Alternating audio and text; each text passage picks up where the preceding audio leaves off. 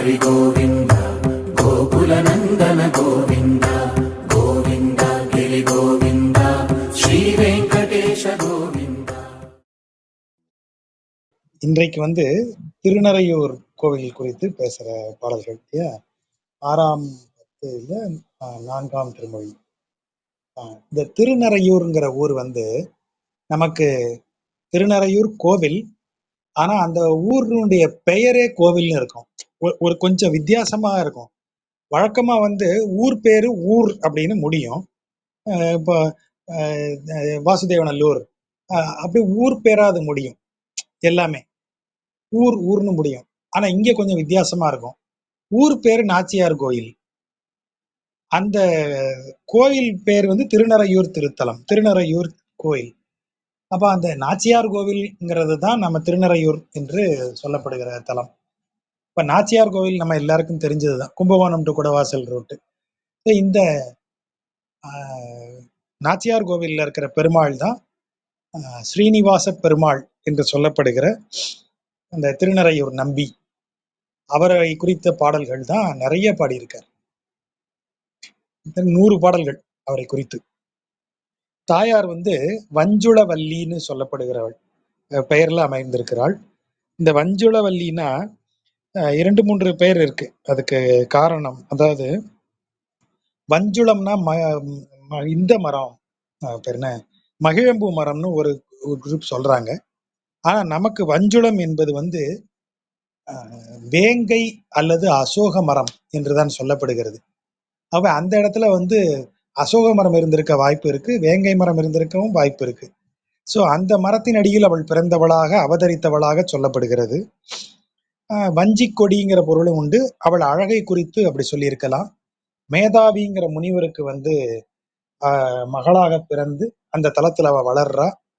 பெருமாள் அவளுடைய நோக்கம் பெருமாளை கரம் பிடிப்பது. அப்ப பெருமாள் 5 வடிவங்களாக பிரிந்திருக்கிறார் இல்லையா. இதுக்கு வரும்போது வியூகத்துக்கு வியூகத்துக்கு வரும்போது அவர் பிரிந்து நின்றுதானே செயலாற்றுகிறார். அப்படி வரும்போது அவர் இந்த நம்ம ஏற்கனவே பார்த்திருக்கோம் இல்லையா, வாசுதேவன், சங்கர்ஷணன், பிரத்யும்னன், அனிருத்தரன், புருஷோத்தமன் என்று பிரிந்து இருந்து 5ஆக பிரிந்து அவர் செயல்களை செய்கிறார். அப்படி செயல்களை செய்வதற்கு பிரிந்திருக்கிற 5 கோலங்களோடும் இங்க முனிவரது வீட்டில் உணவுண்டு கை கழுவ போகும்போது 5 பேரும் சேர்ந்து அந்த பெண்ணின் கையை பிடிக்கிறாங்க.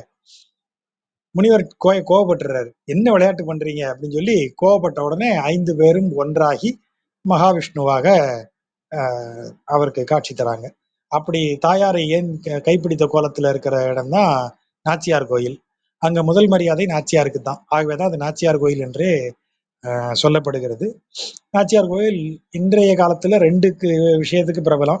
ஒண்ணு, அங்க இருக்கக்கூடிய கல்கருடன், அந்த கருட சேவை ரொம்ப பிரபலமானது. நல்ல வெயிட்டான கல்லில் செய்யப்பட்ட கருடன். அவரை தூக்கிட்டு வரும்போது 4 பேர் தூக்கிட்டு வருவாங்க. அப்புறம் 4 மடங்குல ஏறிட்டே போய் 126 பேர் தூக்குற மாதிரி அது வரும், 128 பேர் தூக்குற மாதிரி வரும்னு கணக்கு சொல்லுவாங்க. திரும்ப கொண்டு போய் வைக்கும் போது அதே மாதிரி படிப்படியாக 4 மடங்குகளில் குறைந்து கொண்டே கடைசியில 4 பேர் உள்ள தூக்கிட்டு போய் வைப்பாங்க அப்படின்னு சொல்ற ஐதீகம். நாச்சியார் கோயில் கல்கருடன் கூடவே நாச்சியார் கோயில் செய்யப்படுகிற விளக்குகள், பாவை விளக்குன்னு சொல்லுவாங்க, அந்த அலங்கார விளக்கும் ரொம்ப பிரபலம். நாச்சியார் கோயில் விளக்குன்னே பேர் அதுக்கு. ஸோ அத மாதிரி தஞ்சாவூரினுடைய புகழ்பெற்ற அந்த படிமங்கள், செப்பு படிமங்கள் செய்யற அந்த மரபுல வந்ததுதான் அந்த விளக்கு செய்யறது. சுவாமிமலை, நாச்சியார் கோவில் இங்கெல்லாம். ஸோ நாச்சியார் கோயில் விளக்கு ரொம்ப ஃபேமஸ். அந்த ஊர்ல இருக்கிற பெருமாளை குறித்து தான் 100 பாடல்கள் பாடியிருக்காரு திருமங்கையாழ்வார். 5ஆம் நூற்றாண்டுல கோச்செங்கட் சோழனால் கட்டப்பட்ட கோயில் அது. இப்ப நம்ம பாக்குற கோயில். சுற்றி இருக்கிற பிரகார மண்டபம் எல்லாமே நாயக்க பீரியட்ல கட்டினது.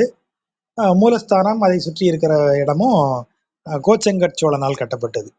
கிட்டத்தட்ட உயரமா 21 படிகள் ஏறி போய் தான் மூலஸ்தானத்தை அடைய முடியும். அது எல்லாமே கோச்செங்கட் சோழனால் கட்டப்பட்டது. ஸோ 5ஆம் நூற்றாண்டுல. அதனால அந்த பாட்டிலேயே ஒரு இடத்துல ஒரு செங்கோல் வளவன்னு செங்கட் சோழனை, கோச்செங்கட் சோழனை புகழ்ந்து சொல்லுவார். ஸோ இந்த திருநறையூர் நம்பி எனப்படும் இந்த தெய்வத்தை தொழுவதற்காக 10 பாடல்கள் ஆரம்பிக்கிறாரு. முதல்ல இந்த பாடலை ஆரம்பிக்கும் போதே யாக்கை நிலையாமைங்கிற கருத்து வந்து நம்ம மரபுல இருக்கிறத தெரிஞ்சுக்கணும். யாக்கை நிலையாமை அப்படிங்கிற மரபோடு ஒட்டிய இன்னொரு யாக்கை நிலையாமைன்னா என்ன? யாக்கைனா இந்த உடல். இந்த உடல் என்றும் நிலைத்து இருக்கக்கூடிய அழிவே இல்லாத பொருள் கிடையாது. உடல் எனப்படுவது அழிந்தே தீரும். ஆகவே அழியும் ஒரு உடலுக்காக நாம வந்து பிறரை இம்சிப்பதோ அநீதியான செயல்களை செய்வதோ கூடாது அப்படிங்கிற ஒரு கருத்து மீண்டும் மீண்டும் வலியுறுத்தப்படுகிறது. அப்படி வலியுறுத்தும் போதெல்லாம் இந்த உடல் எவ்வளவு அனித்தியமானது, நித்தியம் எப்போதும் இருப்பது, அனித்தியம் நிலையில்லாதது. நிலையில்லாத இந்த உடலை குறித்த கவனம் திரும்ப திரும்ப நமக்கு ஊட்டப்படும். நமது மரபார்ந்த அறிவுரைகள் எல்லாமே யாக்கை நிலையாமை தொடர்புடையது. யாக்கை நிலையாமை என்பதை ஏன் வலியுறுத்துகிறார்கள்னு ஒரு கேள்வி வச்சுக்கிட்டோம்னா, யாக்கை நிலையானது என்று நினைத்தால் யாக்கைக்குரிய இன்பங்களை அளிக்கும் செயல்களில் நாம் ஈடுபடுவோம். உடல் எப்போதும் இப்படியே தான் இருக்கும். உடல் என்பது வலிமையோடும் அந்த இன்பங்களை அனுபவிக்கிற அதற்கான திறனோடும் உடல் எப்போதும் இருக்கும்னு நாம நம்ப ஆரம்பிக்கும் போதுதான் உடலுக்கான இன்பங்களை நோக்கி மட்டுமே நாம் செல்வோம். அதனால உடல் நிலையில்லாததுன்னு தெரிஞ்சாதான் அந்த இன்பங்களை நோக்கியே நாம போக மாட்டோம். அந்த இன்பங்களை பெற வேண்டி தவறான காரியங்களில் ஈடுபட மாட்டோம். அப்படிங்கிறதுக்காகத்தான் யாக்கை நிலையாமைய பேசுறாங்க. அப்ப யாக்கை நிலையாமை சொல்லும் போதே புலன் இன்பங்களினுடைய நிலையற்ற நிலைத்த தன்மையை சொல்லக்கூடியது. நிலையற்ற நிலைத்த தன்மையை சொல்லுவார். ரெண்டும் வரும். யாக்கை நிலையாமை உடல் நிலைக்காதது, புலனின்பங்கள் நிலையற்ற நிலைத்தன்மை உடையவை அப்படிங்கிற ரெண்டு விஷயத்தையும் நம்ம மனசுல வச்சுக்கணும். சரி, நிலையற்ற நிலைத்தன்மைனா என்ன? அதை நம்ம பாடல்களுக்குள்ள போகும்போது பார்ப்போம். இப்போ முதல் பாட்டுல அவர் வந்து சொல்றார், வயதாகி நாம் வந்து அடையக்கூடிய அந்த துன்ப நிலை. நம்ம தொடர்ந்து நம்ம உரைகளை கேட்டுட்டு வர நண்பர்களுக்கு நினைவு இருக்கும். இதே மாதிரி பாடல்களை பெரியாழ்வார் பாடி நாம கேட்டிருக்கோம். பெரியாழ்வாரும் பாடியிருக்கார் இல்லையா? நான் குறித்து வச்சிருக்கேன். 4ஆம் பத்தினுடைய 4ஆம் திருமொழியில 5ஆம் பத்து இவருடையது, பெரியாழ்வாருடையது. ஸோ பெரியாழ்வாருடைய திருமொழியில 4ஆம் திருமொழியில 5ஆம் பத்து எடுத்தீங்கன்னா அது கிட்டத்தட்ட இதே மாதிரிதான், இதே இதுல தான் இருக்கும். 68 அதுல எல்லாம் பாத்தீங்கன்னா தெரியும். ஆசை வாய் சென்ற சிந்தையராகி அப்படின்னு ஆரம்பிச்சு அந்த 10 பாடல்களும் கிட்டத்தட்ட இதை ஒட்டி தான் இருக்கும். ஆகவே நீங்க அது ஒரு குறிப்பு பார்க்கறதுக்கு ஒத்து பார்த்து இது பண்றதுக்கு சுவையா இருக்குங்கிறதுனால அதை சொல்றேன். பெரியாழ்வாரினுடைய 4ஆம் திருமொழியினுடைய 5ஆம் பத்து அந்த பாடல்களும் இதை ஒட்டியது. கண்ணும் சுழன்று பீழையோடு ஈழை வந்து ஏங்கினால் பன் இன் மொழியார் பைய நடமின் என்னாதமுன் விண்ணும் மலையும் வேதமும் வேள்வியும் ஆயினான் நன்னும் நரையூர் நாம் தொழுதும் எழு நெஞ்சமே. நெஞ்சோடு கிளைத்தல், அதாவது நெஞ்சுக்கு சொல்றாரு.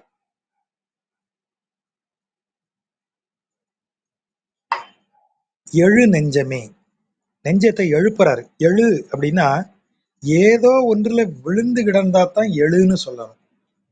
அப்ப நெஞ்சத்தை எதிலிருந்து எழுப்புகிறார் என்றால், நிலையற்ற தன்மையுடைய இந்த உடலின் இன்பங்களை குறித்து அக்கறை கொண்டிருக்கும் நெஞ்சத்தை தட்டி எழுப்புறார். அந்த நிலைமையை சொல்றார். நீ எதை இன்பம் என்று நினைக்கிறாயோ அது எப்படி போய் முடியும் தெரியுமா? அந்த சிச்சுவேஷனை சொல்றார். கண்ணும் சுழன்று, கண்ணு ஒரு இடத்துல நிக்காது, அது இயல்புல நிக்காது, சுழலும். பீழையோடு, கண்ணுல பீழை அப்பம். ஈழை வந்து, ஈழைனா கோழை, சளி வேற வருது. வந்து ஏங்கினால், ஏங்கினால்லாம் என்ன அர்த்தம்? அதெல்லாம் வந்த பிற்பாடும் நீ போய் நின்னா பன் இன் மொழியார், நன்கு பாடல் பாடக்கூடியதை போல இனிய குரலுடைய பெண்கள், பன்னின் மொழியார் பைய நடமின் யோ மெதுவா போயா, ஏற்கனவே கண்ணு சரியா இல்லை, சளி வந்து வேற இழுத்துட்டு இருக்கு, கண்ணுல பீழப்பி போயிருக்கு, இப்ப எங்க வேகமா வந்து என்ன செய்ய போற அப்படின்னு கேட்பாங்க. எண்ணாத முன் என்று சொல்வதன் முன், எண்ணாத என்று சொல்லாத முன் அப்படின்னு என்ன அர்த்தம்?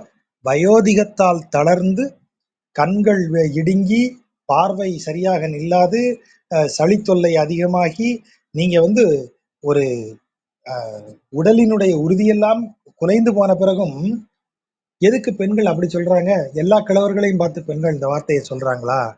இல்ல. இத்தனைக்கு பிறகும் பெண்ணாசை அடங்காது அந்த பெண்கள்கிட்ட போறாரு.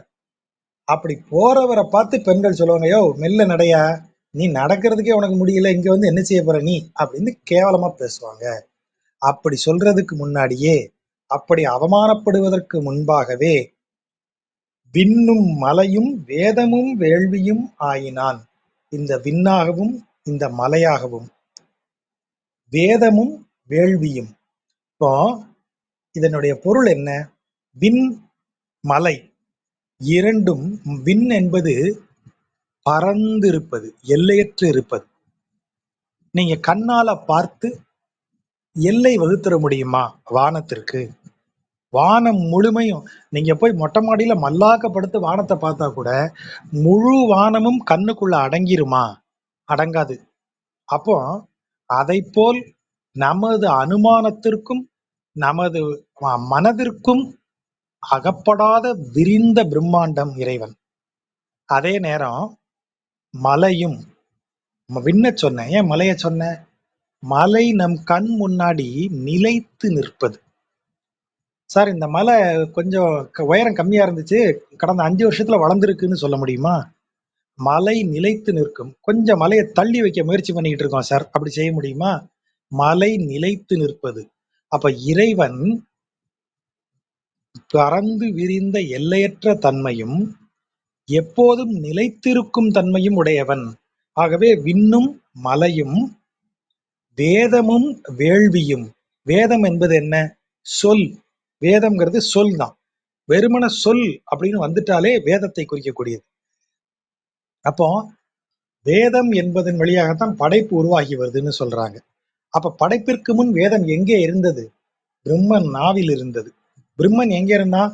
பெருமாள்கிட்ட இருந்தான். பெருமாள் படைத்ததால் பிரம்மன் வந்தான். பிரம்மன் நாவில் வேதத்தை வைத்தது இறைவன்.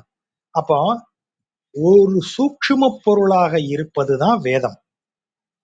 அந்த சூக்ஷ்ம பொருளின் வழியாக நீங்க வேள்விகள் செய்து இறைவனிடமிருந்து தேவதைகளிடமிருந்து பலன்களை பெறுகிறீர்கள். உதாரணமா இந்திரனுக்கு நீங்க யாகம் செய்தீர்கள் என்றால் அவன் உங்களுக்கு வளம், பிராஸ்பரிட்டியை கொடுப்பான், நல்ல விளைச்சலை தருவான். வருணனுக்கு நீங்க ஒரு யாகம் செய்தீர்கள் என்றால் அவன் உங்களுக்கு மழையை பொழிவிப்பான். இந்திரனும் வருணனும் மழையை பொழிவிப்பார்கள். அப்போ வேதம் என்பது சூக்ஷ்ம பொருளாக இருப்பது, அந்த வேதத்தினுடைய பயனாக வருவது வேள்வி. வேள்வியின் வழியாக பயனெனப் பெறுவது. அப்போ சூக்ஷ்மமும் தூல பயன்களும் ஆகியவையும் ஆனவன் இறைவன். பிரம்மாண்டமானவன், அளவிடற்கரியவனாக இருப்பவன். ஆகவே விண்ணும் நிலைத்து நிற்பவன், மலையும் வேதமும் சூக்ஷ்ம பொருளாக உறைந்திருப்பவன், வேதமும் அப்பொருட்கு சூக்ஷ்மத்தினுடைய தூல பயனாக நமக்கு கிடைப்பவன் வேள்வியும் ஆயினான். அப்படின்னா இந்த உலகத்துல நிலைத்து நிற்பதும் விரிந்திருப்பதும் அனைத்திற்கும் மூலமான சூக்கும பொருளாகவும் அனைத்திலும் நமக்கு பயனாக விளைவதுமாகிய அனைத்துமான இறைவனே எப்போதும் நிலைத்திருக்கக்கூடியவன். அவனை நீ நினைத்து பார்ப்பதற்கு அந்த காரியத்தை விட்டுவிட்டு நீ போய் பெண்கள் பின்னாடி தெரியாத, அப்போ உன்னுடைய உடல் வந்து தளர்ந்து போகும். அப்படி தளர்ந்து போன பிறகு வந்து இறைவனை வணங்கலாம் நீ நினைச்சனா அது நடக்காது. அதுதான் இதுல இருக்கிற முக்கியமான மேட்டர். பைய நடமின் எண்ணாத முன், பையனடன்னு உன்னைய சொல்வதற்கு முன்னாடியே நீ எங்க வந்துருங்கிறாரு. நரையூர் நாம் தொழுதும், நரையூரை நாம் தொழுவோம். எப்போது தொழுவோம்? பைய நடமின் எண்ணாத முன். மெதுவா போயான்னு நம்மளை பார்த்து ஒருத்தர் அவமரியாதை சொல்றதுக்கு முன்னாடியே, அப்படின்னா இளமையிலேயே, உடலில் வலு இருக்கும் போதே, பதரி ஆசிரமத்திற்கு போய், பத்ரிகாசிரமம் பத்ரிநாத்துக்கு போய் வணங்குன்னு சொல்லும்போது பதறி வணங்குதுமேன்னு சொல்லி பெரியாழ்வார் சொல்லும்போது என்ன சொன்னாரு? உடம்புல வலிமை இருக்கும் போதே போன்னு சொன்னாரு. அதே தான் இங்கேயும் சொல்றாரு. நீ கிழவனான பிறகு நிறைய பேர் ஒண்ணு வச்சிருக்காங்க, வயதான காலத்துல தாங்க ஆன்மீகத்துக்கு போகணும், ரிட்டையர்ட் ஆனதுக்கு அப்புறம் ஆன்மீகத்துல இறங்கலான்னு இருக்கேன். அது என்ன இறங்குறது, ஆன்மீகத்துல இறங்குறது? அந்த டயலாக்குகளை கேட்டாலே கொஞ்சம் ஒரு மாதிரியா இருக்கும். அது அது ஒரு ஒரு ஒரு ஒரு குரூப் ஆஃப் பீப்புள் அப்படி பேசுறத கேட்கும்போது கொஞ்சம் அலர்ஜியா இருக்கும். என்னுடைய உறவினர்கள்ல சிலர் இருக்காங்க. இப்ப திடீர்னு வந்து ஏதாவது ஒரு சந்தர்ப்பத்துல நான் பிரபந்தத்துக்கு ஏதோ சொல்லிடுறேன், பிரபந்தம் பத்தி பேசுவேன், என் பையன் பேசுறான்னு எங்க அம்மா யார்ட்டையாவது சொல்லிடுவாங்க. உடனே இருக்கிறதுலயே கொஞ்சம் பெரிசு ஏதாவது ஒருத்தர் வந்து எனக்கு அட்வைஸ் பண்ணுவார். இங்க பாருப்பா, நீ இப்பவே எல்லாம் ஆன்மீகத்துல இறங்கக்கூடாது, உனக்கு வாழ்க்கையில என்ன என்ன எவ்வளவோ இருக்கு. நீ பையனை படிக்க வைக்கணும், அவனை ஒரு வேலைக்கு அனுப்பணும், உனக்கு கல்யாணம் பண்ணி வைக்கணும், அதெல்லாம் நிறைய இருக்கு என்ன. அதெல்லாம் ஒரு 60 வயசுக்கு மேல ஆகட்டும், அதுக்கப்புறம் நீ ஆன்மீகத்துல இறங்கு அப்படின்னு அவர் வந்து ஒரு ஆலோசனை வழங்குவார். நான் ஆமா சரி, அது ரொம்ப கரெக்ட் தான். ரைட், ஆன்மீகத்துக்கு 60 வயசே ரொம்ப ஏர்லி தான், 75 வயசுல இறங்கினா போதும்னு தான் ஏன் எண்ணமோ அப்படின்னு நான் சொல்லிடுவேன். இப்ப நீ இப்ப இதெல்லாம் உரையெல்லாம் சொல்றியே, அது சும்மா யாரோ கேட்கறாங்கன்னு சொல்றேன் சார், மத்தபடி நான் 75க்கு மேலதான் ஆன்மீகத்துல இறங்கலான்னு இருக்கேன். அவங்களுக்கு கொஞ்சம் குழப்பமாயிரும். ஏன்னா இது வேணும்னு நான் செய்யறது எது ஆன்மீகம்னு அவங்களுக்கு ஒரு கன்ஃபியூஷன் ஆயிருப்போம். இல்ல இப்ப நீ சொல்றதுன்னு கேட்பாங்க. நான் தான் ஆன்மீகத்துல இல்லையே அப்படின்னு அவங்க சொன்னதையே திரும்ப சொல்லிடுவேன். அதனால என்கிட்ட அதுக்கு மேல அவங்களுக்கு பேச முடியாது. ஒரு மாதிரி குழப்பமான மனநிலையில இருப்பாங்க. அப்படி யாரையாவது குழப்பமான மனநிலையில விட்டுட்டு வரும்போது நான் ரொம்ப மகிழ்ச்சியா இருப்பேன். இது வந்து ஆம், அதனுடைய பயன் என்னன்னு கேட்கிற கேள்வி இருக்கு இல்லையா? அது உலக இன்பங்களை அனுபவிக்க முடிகிற வரைக்கும் நல்லா அனுபவிக்கணும். அனுபவிக்க முடியாத அளவுக்கு சோர்ந்து போன உடனே இறைவன்கிட்ட போயிடணும். அப்ப பேரின்பத்தை அனுபவிக்க போயிடணும். என்ன ஒரு எப்படியும் இன்பத்தை அனுபவிச்சுட்டே இருக்கிறதுல ஒரு ஆர்வம் நம்ம மக்களுக்கு. அப்ப இதுல இருக்கிற கேனத்தனம் ஒண்ணு இருக்கு. அப்ப அதை தான் இவங்க திரும்ப திரும்ப இங்க குறிப்பிடுகிறார்கள். இந்த இடத்துல பெண்கள் பெண்கள்னு சொல்லும்போது உடனே பெண்களை குறை சொல்லுகிறீர்களேன்னு பெண்ணுரிமையாளர்கள் போராடக்கூடாது. இது உலக இன்பங்களை குறித்து சொல்லப்படுவது. இதை இப்படியே ரிவர்ஸ்ல போட்டு பார்ப்போமே. சரி, நீ இளமையா இருக்கும்போது அந்த பெண்கள்கிட்ட போன, அந்த பெண்கள் அழகா இருந்தாங்க. இப்போ உனக்கு வயதாகி போகும்போது அவர்கிட்ட போகும்போது அவங்களுக்கும் வயதாகி இருக்கணும்ல. ஆனா பாடல் படி பாத்தீங்கன்னா அந்த பெண்கள் எல்லாம் இளமையோடயே இருக்காங்க, சிரிக்கிறாங்க. யோ வயசாகி போச்சே நீ எதுக்கே அங்க வந்தேன்னு கேக்குறாங்க வந்தவனை பார்த்து. அப்ப அவங்களுக்கு வயதாக இல்லையா? அதுதான் நிலையாத விஷயம் நிலைத்து நிற்கும் இடம்னு புலன்களை குறித்து சொல்வது. சாரி, புலன் இன்பங்களை குறித்து சொல்வது. புலன் இன்பங்கள் எப்போதும் உலகத்துல இருக்கும். இப்போ நாம சாப்பிடக்கூடிய உணவு வகைகள் உலகத்துல எவ்வளவு இருக்கு. அப்போ ஒரு வயது இருக்கும்போது நம்ம எத்தனை உணவு வகைகளை அனுபவிக்கிறோம். இப்ப நமக்கு வயதாயிருது, இதை சாப்பிட்டா ஒத்துக்க மாட்டேங்குது சார். ஒரு காலத்துல எல்லாம் 15 பஜ்ஜி சாப்பிட்டிருக்கேன் சார். இப்ப ஒரு பஜ்ஜி சாப்பிட்டாலே ராத்திரி தூக்கம் வரமாட்டேங்குது, வயிறு கடமுடாங்குது, அங்கங்க வாயு குத்து பிடிக்குதுன்னு நம்ம சொல்றோம். அப்போ பஜ்ஜி இனிமே இல்லாமலே போயிருதா? இப்பதான் விதவிதமா பஜ்ஜி போடுறாங்க. கடையில போய் இருந்தா பஜ்ஜி வகைய பார்க்க பார்க்க கண்ணை பறிக்கிற அளவுல பஜ்ஜிகள் வருது. பஜ்ஜி எப்பவும் இருக்கும். நான் வயது காலத்தில் யௌவன பருவத்தில் இருந்து அவற்றை உண்டு அனுபவிக்கிற காலத்திலையும் அந்த போகம் இருக்கும். எனக்கு முடியாம போய் நான் திங்கக்கூடாதுன்னு ஆன பிறகும் அது இருந்துகிட்டே தான் இருக்கும். அது நிலைத்து இருக்கும். அதன் மீது நாம் கொண்டிருக்கக்கூடிய பற்று நிலைக்காதது. அதுக்கு எந்த உறுதியும் கிடையாது. அதுதான் நிலையாத விஷயம் நிலைத்திருத்தல்னு புலனின்பத்தை குறித்து. புலனின்பம் எப்போதும் உலகத்துல இருக்கும். பெண்ணின்பம் உலகம் தோன்றி ஆண் பெண்ணுன்னு ஆன நாள்ல இருந்து பெண் இன்பம் என்பது இருந்துகிட்டே இருக்கு. அப்ப என் காலத்தோட எனக்கு முடியலைன்னா பெண் இன்பம் அதோட இல்லைன்னு ஆயிடுதா? அது இருக்கு, உனக்கு முடியல. இப்போ நீ அனுபவிச்ச ஒரு காலத்துல உணவு, உடை, இருப்பிடம், பெண், அதிகாரம், புகழ், பதவி அனைத்தையும் அனுபவித்தோம். அது அனைத்தும் நான் செத்த உடனே போயிருமா அப்படி என இல்ல, அவையெல்லாம் தொடரும், அவை நிலைத்திருப்பவை. அதனாலதான் மலம்னு சைவ சித்தாந்தத்துல சொல்லும்போது, மும்மலம்னு எல்லாம் அதை பேசும்போது ஆணவம், நான் இதையெல்லாம் செய்கிறேங்கிற ஆணவம் மறையாது, அது ஒடுங்கித்தான் கிடக்கும். மலம் ஒடுங்கத்தான் செய்யுமே தவிர அழியாது, மலம் அனாதியானதுன்னு ரொம்ப தெளிவா சைவ சித்தாந்தம் அதை சொல்லுது. அப்போ எது அங்க சொல்லப்படுகிறது? புலன் இன்பத்தின் மீது நாம் கொண்டிருக்கும் வெறி. அந்த புலன் இன்பத்தை அனுபவிக்க உனக்கு உடல்ல ஒரு வலு இருக்கணும். அந்த வலுவின் மூலம் நீ அதை அனுபவிக்க அனுபவிக்க நீ எதை இழக்கிறாய்? உனது உடல் வலுவையும் இழக்கிறாய். கூடவே என்ன சேர்ந்துகிட்டே வருது? நீ அனுபவிக்கும் போது இன்பம்னு நினைக்கிற ஒரு விஷயம். அந்த விஷயம் நீ அனுபவித்த உடனே உனக்கு ஒரு திருப்தியை தர வேண்டும். அப்போது இன்பம் என்பது அனுபவிக்கும் போது ஒரு மகிழ்ச்சியையும், அனுபவித்த பிறகு நிறைவையும் தருவதே ஒரு நல்ல என்ன சொல்றது, ஒரு விஷயம்னு வச்சுப்போம். ஆனா இது என்ன நடக்குது? புலனின்பத்துல ஒரு நல்லின்பம்னா அனுபவிக்கும் போதும், அனுபவித்த பிறகு நிறைவும், அனுபவிக்கும் போது மகிழ்வும், அனுபவித்த பிறகு நிறைவும் தரக்கூடியது நல்ல இன்பம். ஆனா புலனின்பம்ங்கிறது என்ன செய்யும்? அனுபவிக்கும் போது இன்பம் தருவதைப் போல இருந்து, அனுபவித்த பிறகு எவ்வளவு இன்பம் அனுபவித்ததாக நினைத்தோமோ அந்த அளவிற்கு துன்பத்தை ஏற்படுத்தக்கூடியதாக இருக்கும். என்ன துன்பம்? மீண்டும் அதை அனுபவிக்க முடியலையேங்கிற துன்பம். பஜ்ஜி நான் இன்னைக்கு சாப்பிட்டு நல்லா இருக்குன்னு சொல்லிட்டு ஒரு குறிப்பிட்ட வயசுல பஜ்ஜி சாப்பிட முடியாம ஆகும்போது பஜ்ஜியை பார்த்து பார்த்து ஏங்கிக்கிட்டே இருப்பேன். பஜ்ஜியை எவெல்லாம் சாப்பிட்றானோ அவனை பார்த்து பார்த்து ஏங்கிக்கிட்டே இருப்பேன். என்னுடைய தனிப்பட்ட அனுபவம் ஒண்ணு இருக்கு. ஒரு இப்ப அவர் இல்ல. அவர் வந்து ஒரு பல கல்லூரிகளுக்கு தலைவராக இருந்தார். அப்புறம் மத்திய அரசுல ஒரு திட்டம் இருந்தது.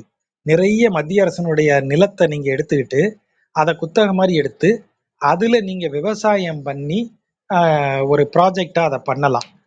அதற்கு மத்திய அரசு உங்களுக்கு மானியம் எல்லாம் கொடுக்கும்.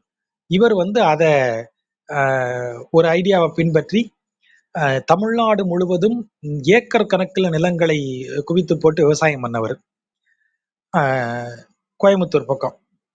அவர் வழியாக அவர் கல்லூரியில தான் எனக்கு ஒரு சீட்டு வாங்கினாங்க. என்னுடைய அப்பாவின் நண்பர் தான் வாங்கி கொடுத்தார். சாரி, என் நண்பருடைய அப்பா தான் வாங்கி கொடுத்தாரு. அப்போ அவரை பார்க்க போறோம். இப்போ அவர் வந்து வந்த உடனே முதல்ல வாங்க நம்ம தோட்டத்தை சுத்தி பார்ப்போம்னு தோட்டத்தை பூரா சுத்தி காமிக்கிறார். மாடுகளை பார்க்கறதுக்கு வந்து அவர் வைத்திருக்கிற ஏற்பாடுகள் அப்பவே ரொம்ப மாடர்னான எக்யூப்மெண்ட்ஸ் எல்லாம் வச்சு அதை செய்தார். ஒரு 100 மாடுகளுக்கு மேல இருந்தது. அப்புறம் தோட்டம் ஒவ்வொரு இடத்துலயும் என்னென்ன பயிர்கள் எல்லாத்தையும் காமிச்சார். கார்லயே தான் போனோம். அவ்வளவு பெரிய தோட்டம். அதாவது ஒரு இடம் மட்டும் 14 ஹெக்டேர்ல வச்சிருக்காரு. அப்ப அதை சைஸை பார்த்துக்கோங்க. எல்லாம் பார்த்துட்டு வந்தாச்சு. வந்த உடனே சாப்பிட உட்காடுறோம். ஒரு 6 ஐட்டம் தோசை, இட்லி, பூரி, பொங்கல், அதற்கப்புறம் இந்த இதுல செய்யப்பட்டது, பாலில் செய்யப்பட்ட, பால்லையே செஞ்சு பால்லையே வேக வச்சு பால்லையே சுண்டை காய்ச்சி இதெல்லாம் போட்டு செய்த ஒரு பொங்கல், இனிப்பு இது, இதை மாதிரி பல ஐட்டங்கள். ஸ்வீட்ஸ் வந்து பால்கோவா, அந்த மாதிரி ஏகப்பட்ட ஸ்வீட்ஸ்.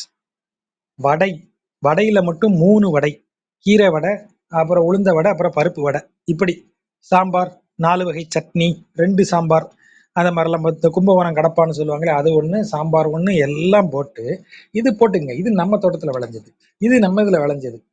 டேபிள்ல வச்சாச்சு. சாப்பாடா உட்காருங்க, போடுங்க, அவங்களுக்கு எல்லாம் போடுங்க, எங்களுக்கு எல்லாம் போட சொல்லிட்டு அவர் தட்டுல இந்த வரகு பொங்கல் மட்டும் ஒரு கரண்டி வைக்கிறாங்க. வச்சிட்டு சாம்பார் ஒரு அரை கரண்டி ஊத்துறாங்க. அவ்வளவுதான் அவர் சாப்பாடு. அதுக்கு மேல நம்மளை சாப்பிடக்கூடாதுன்னு சொல்லிட்டாங்க கண்ணு அப்படின்றாரு.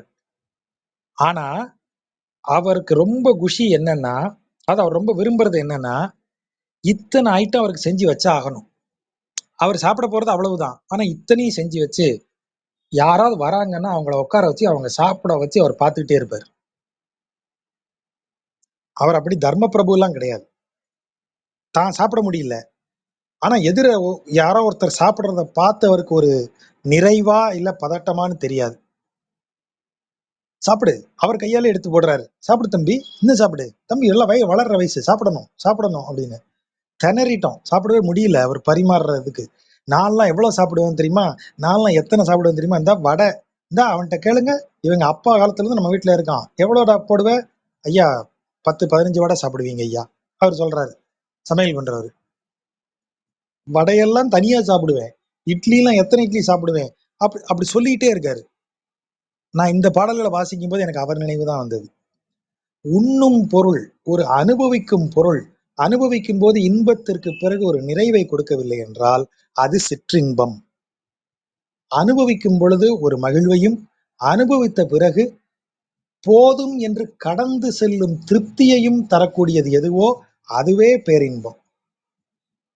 இல்லறம் சொல்லும் போது இல்லறத்தை நீங்க பேரின்பம் ஆக்கணும்னா அது ஒன்றுதான் வழி.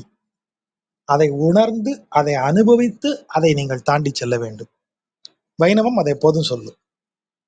அப்ப இங்க நீங்க வந்தீங்கன்னா அந்த பெண்கள் அப்படியே இளமை மாறாமல் இருப்பது புலனின்பங்கள். அது எப்போது இளமை மாறாது.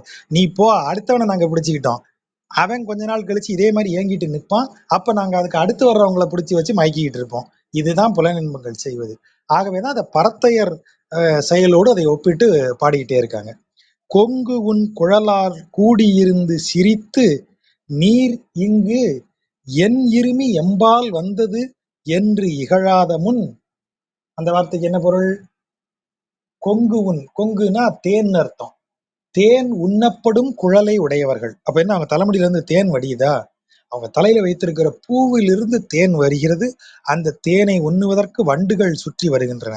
ஆகவே கொங்கு உன் குழலார், அவங்க எல்லாம் கூடியிருந்து, நல்லா கவனிங்க, இன்பங்கள் எல்லாம் ஒன்னோட ஒண்ணு கூடிதான் இருக்கும்.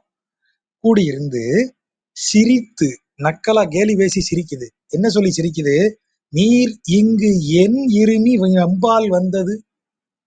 யோ இப்படி இருமிட்டு கிடக்குறையே, ஏற்கனவே உனக்கு ஈழை வந்து ஏங்கி சளி வந்து இழுத்துக்கிட்டு இருக்கு, கூடயே இருமல் வேற இருக்கு. இந்த இருமலோட நீர் எதுக்கியா இங்க நாங்க இருக்கிற எம்பால் எம்மருகில் ஏன் வருகிறீர் என்று இகழாத முன், என்று அவர்களால் அவமானப்படுத்தப்படாத முன்பே நீ யாரை தொழ வேண்டும் நெஞ்சமே? இந்த இன்பத்திலிருந்து எழு, இறைவனை வணங்கும் அந்த இன்பத்தை நோக்கி போ அப்படின்னு நெஞ்ச சொல்றாரு. திங்கள் எரி கால் செஞ்சுடர் ஆயவன் தேசு உடை நங்கள் நரையூர் நாம் தொழுதும் எழுநெஞ்சே.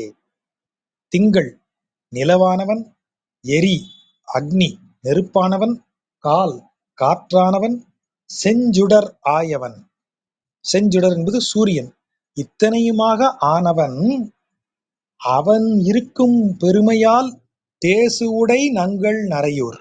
தேசுனா தேஜஸ், தேஜஸ்னா ஒளி பொருந்திய, ஒளி பொருந்திய நரையூர். ஏன் நரையூர் ஒளி பொருந்தி இருக்கிறது? அங்க அவன் இருக்கான். யார் இருக்கா? திங்கள் எரி கால் செஞ்சுடர் ஆயவன். காலம், இதை நீங்க கவனிச்சீங்கனாலே தெரியும்.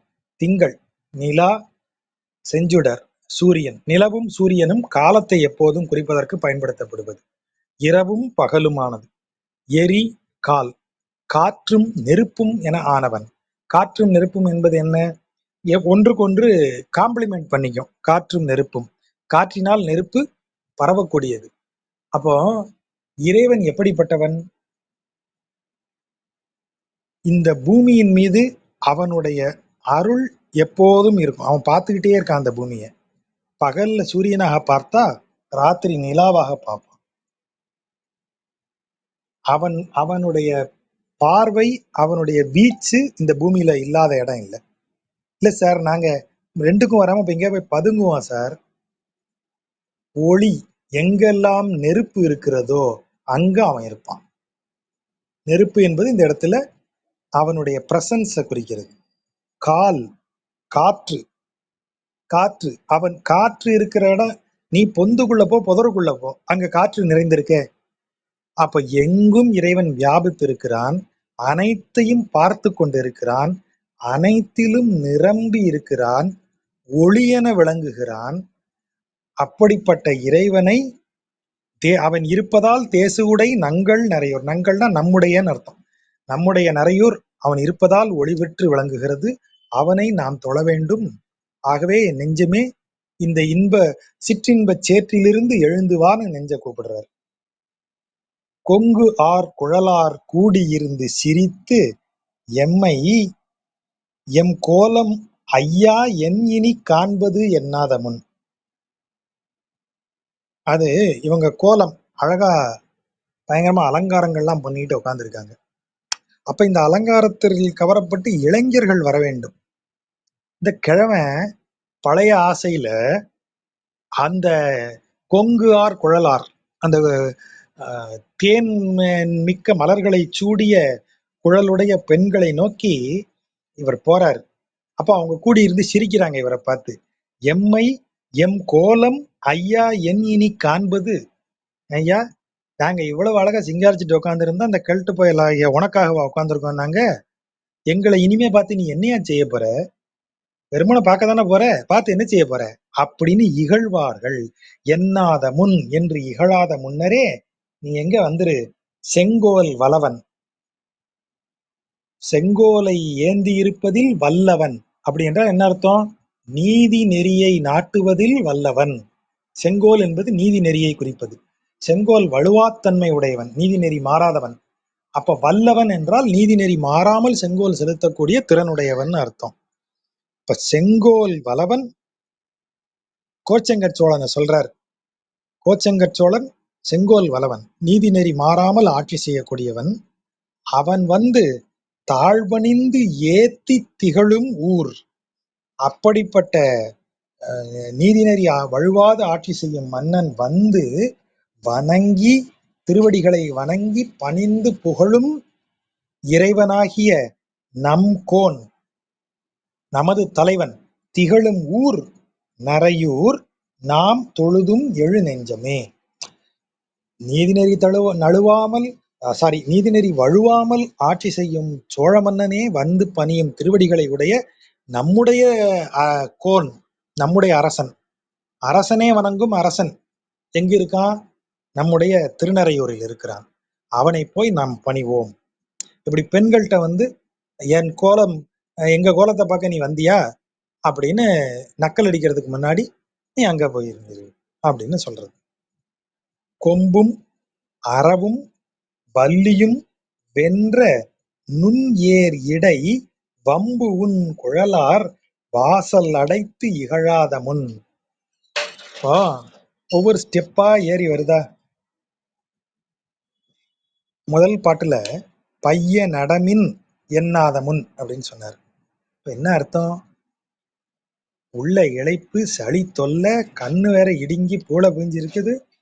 இந்த லட்சணத்திலையும் அந்த பெண்கள்கிட்ட விரைந்து வர. அதை பார்த்து பெண்கள் சொல்றாங்க, பைய நடமின். மெதுவா வாயா, கேள்ட்ட வயசுல என்னத்துக்கு இப்படி ஓடி வர? சரி, இங்கு இருமி எம்பால் வந்தது என்று இகழாத முன். இப்படி அடுத்த பாட்டுல அப்படி அதை அடுத்த ஆக்ஷனா வைங்க. ஏன் இப்படி இருமிட்டு ஓடி வரையே?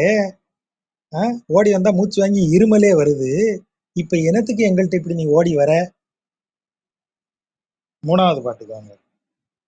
சிரி கூடி இருந்து சிரித்து எம்மை எம் கோலம் ஐயா என் இனி காண்பது. இது இப்ப இனிமே நீ பார்த்து என்ன செய்ய போற? இல்ல ஓடி வந்து மூச்சு வாங்குது, என்னத்துக்கே அப்படி ஓடி இருந்தா? இல்ல, அவங்கள பார்க்கதான். என்னத்தை பார்த்து என்ன செய்ய போற இந்த வயசான காலத்துல? உனக்கு எதுக்கு இந்த வேண்டாத வேலை? எதுக்கு எங்களை பார்த்து நீ என்ன செய்ய போற? அதுதான். இதுக்கு மேலையும் இவன் அட்வான்ஸ் பண்ணான்னா என்ன செய்வாங்க? கதவை மூடிட்டு போயிடுவாங்க எந்திரிச்சு. அதைத்தான் இந்த பாட்டுல சொல்றாரு. வம்பு உன் குழலார். வம்புனா வாசனை, நறுமணம்.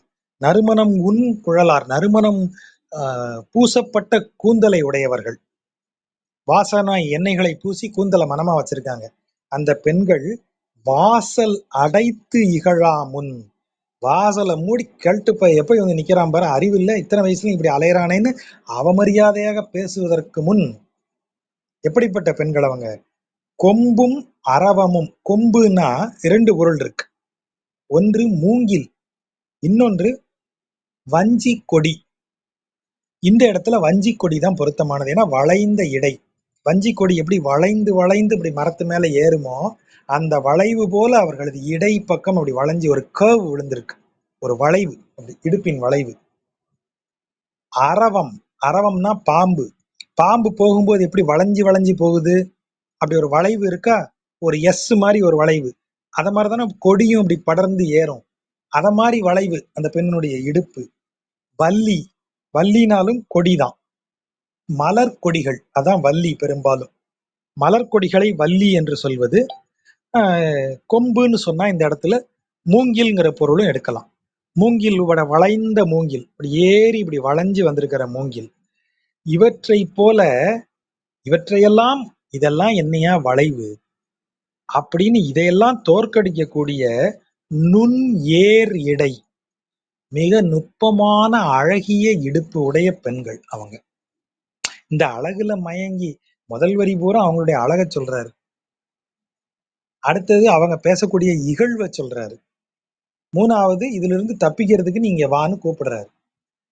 அப்ப முதல்ல வந்து அவருக்கு ஏன் அழக சொல்லிக்கிட்டே இருக்காரு இவ்வளவு? அப்ப இவருக்கு இன்னும் ஆசை இருக்கான்னு கேட்டா, அதுதான் புலனின்பங்களின் இயல்பு. அழகாக தோன்றுவதே புலனின்பங்களின் இயல்பு. ஏங்க நாங்க சூப்பரா ஒரு நேர ஏ டு பிக்கு போனேன். ஏ டு பில அப்படியே பெரிய இதுல அப்படியே ஸ்வீட்ஸ் எல்லாம் அடுக்கி வச்சிருக்காங்க. பார்த்தாலே அருவருப்பா வந்ததுன்னு எவனா சொல்லுவானா? எந்த ஹியூமனாவது சொல்லுவானா? அவன் ஆப்பிரிக்கால இருந்து வந்தவனோ, அமெரிக்கால இருந்து வந்தவனோ, ஜப்பான்ல இருந்து வந்தவனோ, நீங்க கொண்டு போய் அந்த ஸ்வீட் ஸ்டால்ல நிப்பாட்டினீங்கன்னு வைங்க, அவனுக்கு அது என்னன்னு தெரியாது. ஆனா சாப்பிடுற பொருள்னு தெரியும். ஆஹா அழகா இருக்கே பார்க்கன்னு சொல்லுவான். இப்ப என்னைய கூட்டிட்டு போய் நீங்க பிரான்ஸ்ல ஒரு பேக்கரியில நிப்பாட்டினீங்கன்னா, நான் அப்படி திறந்த வாய் மூடாம பார்த்துக்கிட்டே இருப்பேன். எத்தனை ஐட்டம்டா பேக்கரி ஐட்டம் அப்படின்னு. இவர் நடிகர் மோகன் வந்து ரொம்ப நண்பர். அவருடைய மனைவி வந்து பேக்கரி ஐட்டங்கள்ல பிஹெச்டியே பண்ற அளவுக்கு தெரிஞ்சவங்க. அப்ப அவர் வந்து இந்த யூரோப்பியன் டூர் ஒன்று ஏற்பாடு பண்ணி என்னை அழைச்சிட்டு போனார். அப்போ இதற்காகவே இத்தாலியில வெனிஸ் பக்கத்துல ஒரு சின்ன தீவு, அந்த தீவுல இருக்கிற ஒரு ஹோட்டல்ல தங்கினோம். அந்த ஹோட்டல்ல அது ஒரு பழைய வீடு, அதை ஹோட்டல் ஆக்கியிருக்காங்க. அங்க ஸ்பெஷலே பேக்கரி ஐட்டங்கள் எல்லாம் அவங்களே தயாரிச்சு வைக்கிறது தான். காலையில சாப்பாட்டுக்கு போய் பிரேக்ஃபாஸ்ட்டுக்கு போய் உட்காந்தா எத்தனை ஐட்டம் எனக்கு பேரே நினைவுல வச்சுக்க முடியல. ஒரு கிட்டத்தட்ட ஒரு 50 60 ஐட்டம். அவங்க குஷியா ஒவ்வொன்னா சொல்றாங்க. இது இதுல பண்ணது, இது இதுல பண்ணது, இது ஓட்ஸ்ல பண்ணது, இது பார்லி வாட்டர் எடுத்து அதுல போட்டு இதை பண்ணது, இது இப்படி பண்ணது, இது கோதுமையில பண்ணது, இது ரெயின்ல பண்ணது. டிசைனா எத்தனை பேக்கரி ஐட்டம்ன்றீங்க. கண்ணால பார்த்தே எனக்கு அப்படியே வயிறு நிறைஞ்சு போச்சு. உலகம் முழுவதுமே உணவுங்கிறது அப்படி பெருமையுடையதா இருக்கு. அந்த ஒவ்வொரு உணவுகளையும் கொஞ்சம் கொஞ்சம் சாப்பிட்டு பார்க்குறோம். இதுல மட்டும் இது பேர் என்ன, இந்த சீஸ்ல மட்டும் எத்தனை சீஸ் வச்சிருக்காங்க, விதவிதமான சீஸ்கள். அப்போ அது எல்லாத்தையும் கண்ணு முன்னாடி ஒரு தடவை அப்படி பாக்குறோம்னு வைங்களேன், அத்தனை ஐட்டம் இருக்கு இல்லையா? அவ பார்த்தாலே எனக்கு ஒண்ணும் தெரிய வேணாம், அதுக்கு பேர் தெரிய வேணாம், அது என்னன்னு எப்படி தயாரிப்பாங்கன்னு தெரிய வேணாம், அது உணவுன்னு எனக்கு தெரியும் இல்லையா? அதுல நான் மயங்கிதான் நிப்பேன். அழகு அதிலிருந்து குறைவுபடாது, கூட ஒரு அறிவு வேணும். இது அழகுதான், இதை அனுபவிக்கிறதுக்கு நமக்கு ஒரு காலம் இருக்கிறது. அந்த காலம் வரைக்கும் அனுபவிச்சுக்கலாம். அதுக்கு அப்புறமும் இது அழகா தெரியும். ஆமா அழகா இருக்க, உன்னை அனுபவிக்கிறதுக்கு அடுத்தவன் வந்துருவான், அவனுக்கு கொடு, நான் போதுமான அளவுக்கு உன்னை அனுபவித்து விட்டேன், ஆகவே நல்லாரு அப்படின்ட்டு விலகி வர்ற அறிவு நமக்கு வேணும். டெய்லி காலையில சென்னையில எழுந்து உக்காந்து ஐயோ அங்க 60 ஐட்டம் வச்சிருப்பாங்களேன்னு நினைச்சிட்டு இருக்கிறவனுக்கு ஒரு நாளும் விடிவு கிடையாது. அதுதான் இங்க திரும்ப திரும்ப சொல்லப்படுவது. வாசல் அடைத்து இகழாமன். நீங்க இதற்கு மேலேயும் அதுக்கு அதுக்கு ஆசைப்பட்டு போனீங்கன்னா அவமானப்பட்டு திரும்புவீங்க. எது இன்பம் அளித்ததோ அதுவே துன்பத்தை அளிக்கும், அதுவே அவங்களுக்கு அவமானத்தை தேடித்தரும். கொம்பும் அரவமும் வள்ளியும் வென்ற நுண்ணியர் இடை வம்பு உன் குழலார் வாசல் அடைத்து இகழாத முன். அவங்க வாசலை மூடி வெளியே போயான்னு உன்னை அவமானப்படுத்துறதுக்கு முன்னாடியே நீ எங்க வந்துடணும்? செம்பொன் கமுகு இனம்தான் கனியும் செழுஞ்சோலை. அந்த வார்த்தையை கவனிங்க, கனியும் செழுஞ்சோலை. பாக்கு மரங்களெல்லாம் அப்படியே, ஏன்னா பாக்கு விளையணும்னா நீர்வளம் நிலவளம் ரெண்டும் இருந்தாதான் பாக்கு நல்லா வரும். ஸ்ருங்கேரி பக்கம் ஆகும்பே இருக்கு இல்லையா, அந்த தென் கனடா, கனரா அந்த பகுதியில போனீங்கன்னா, கர்நாடகத்துல போனீங்கன்னா, நீரும் நிலமும் அவ்வளவு செழிப்பா இருக்கும். அங்கதான் பாக்கு அவ்வளவு விளையும். கமுகு மரங்கள். அந்த பாக்கு வந்து பழுத்துருச்சுன்னு வைங்க, செம்பழுப்பு நிறத்துல அந்த குலை தள்ளி இருக்கும். அப்படியே மஞ்சளும் சிவப்பும் ஆரஞ்சும் கலந்த மாதிரி அந்த பாக்கு கொட்டை இருக்கே, உள்ளதான் அது விதை. வெளியில இருக்கிற அந்த தோடு வந்து தேங்காய் குறும்பு மாதிரி சின்னதா இருக்கும். ஆனா கலர் அவ்வளவு மஞ்சளும் ஆரஞ்சும் கலந்து அப்படியே பளபளன்னு மின்னும். அதுதான் இவர் சொல்லக்கூடிய செழுஞ்சோலை, செம்பொன் கமுகு. கமுகு இனம், இனம்னா இந்த இடத்துல தோப்பு நிறைய இருக்குன்னு அர்த்தம். எல்லா கமுக மரமும் அப்படியே காய்ச்சி பழுத்து இருக்கு. அதனால அந்த இடமே செம்பொன்னால செஞ்ச மாதிரி இருக்கான். அப்ப இந்த இடத்துல எதுக்காக அந்த வார்த்தையை கொண்டாந்து போடுறாரு? கனியும் செழுஞ்சோலை. எப்பா நீ கனிஞ்சிரு, அவங்க உன்னை இகழ்வதற்கு முன்பே நீ கனிந்தவனாகி வெளியே வந்துருங்கிறார். செம்பொன் கமுகு இனம்தான் கனியும் செழுஞ்சோலை சூழ். அப்படி கனிந்தவற்றால் சூழப்பட்டிருக்கிற இடமாகிய நம்பன், நம்பத் தகுந்தவன், நம்புவதற்கு உரியவன். நம்பிக்கையை வைக்கிறது பெருசு இல்ல, ஆனா வைக்கப்படுகிற இடத்தில் அந்த நம்பிக்கை காப்பாற்றப்பட வேண்டும். நீங்க ஒரு மண் குதிரை மேல நம்பிக்கையை வச்சு ஆத்துல இறங்குனீங்கன்னா வெள்ளம் தள்ளிட்டு தான் போகும்.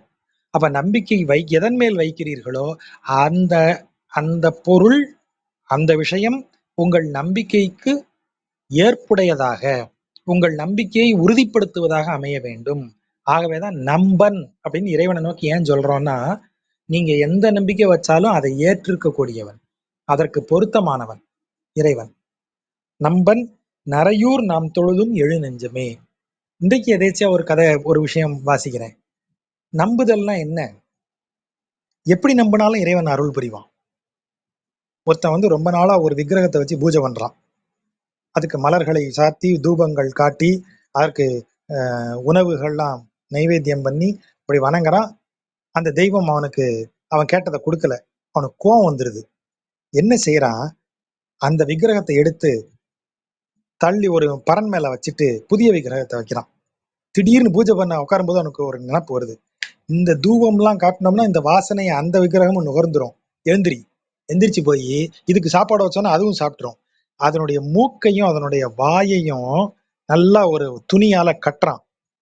கண்ணை மட்டும் திறந்து வச்சிருக்கான். விக்கிரகத்திட்ட சொல்றான், நல்லா பாரு, உனக்கு கொடுக்கும்போது நீ என்ன எனக்கு செய்யல, இந்தா இப்ப இன்னொரு தெய்வத்துக்கு படைக்கிறேன், அதுக்கு அது எப்படி அதை அனுபவிக்குதுன்னு பாரு, அப்போது உனக்கு புத்தி வரும் அப்படின்னு சொல்லிட்டு பூஜையில உட்காரும் போது அந்த பழைய விக்கிரகத்துல இருந்து இறைவன் வந்து உனக்கு என்ன வேணும்னு கேட்டாராம்.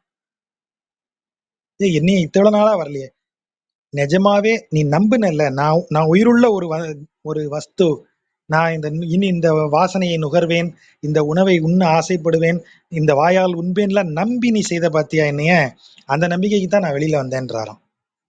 அப்ப நம்புதல்ங்கிறது என்ன? நீங்க நம்பிக்கையை வைப்பதற்கு, அது எதிர் நம்பிக்கையோ நேர் நம்பிக்கையோ, அதை வைப்பதற்கு தகுதியான ஒரு இடம் இருக்க வேண்டும்.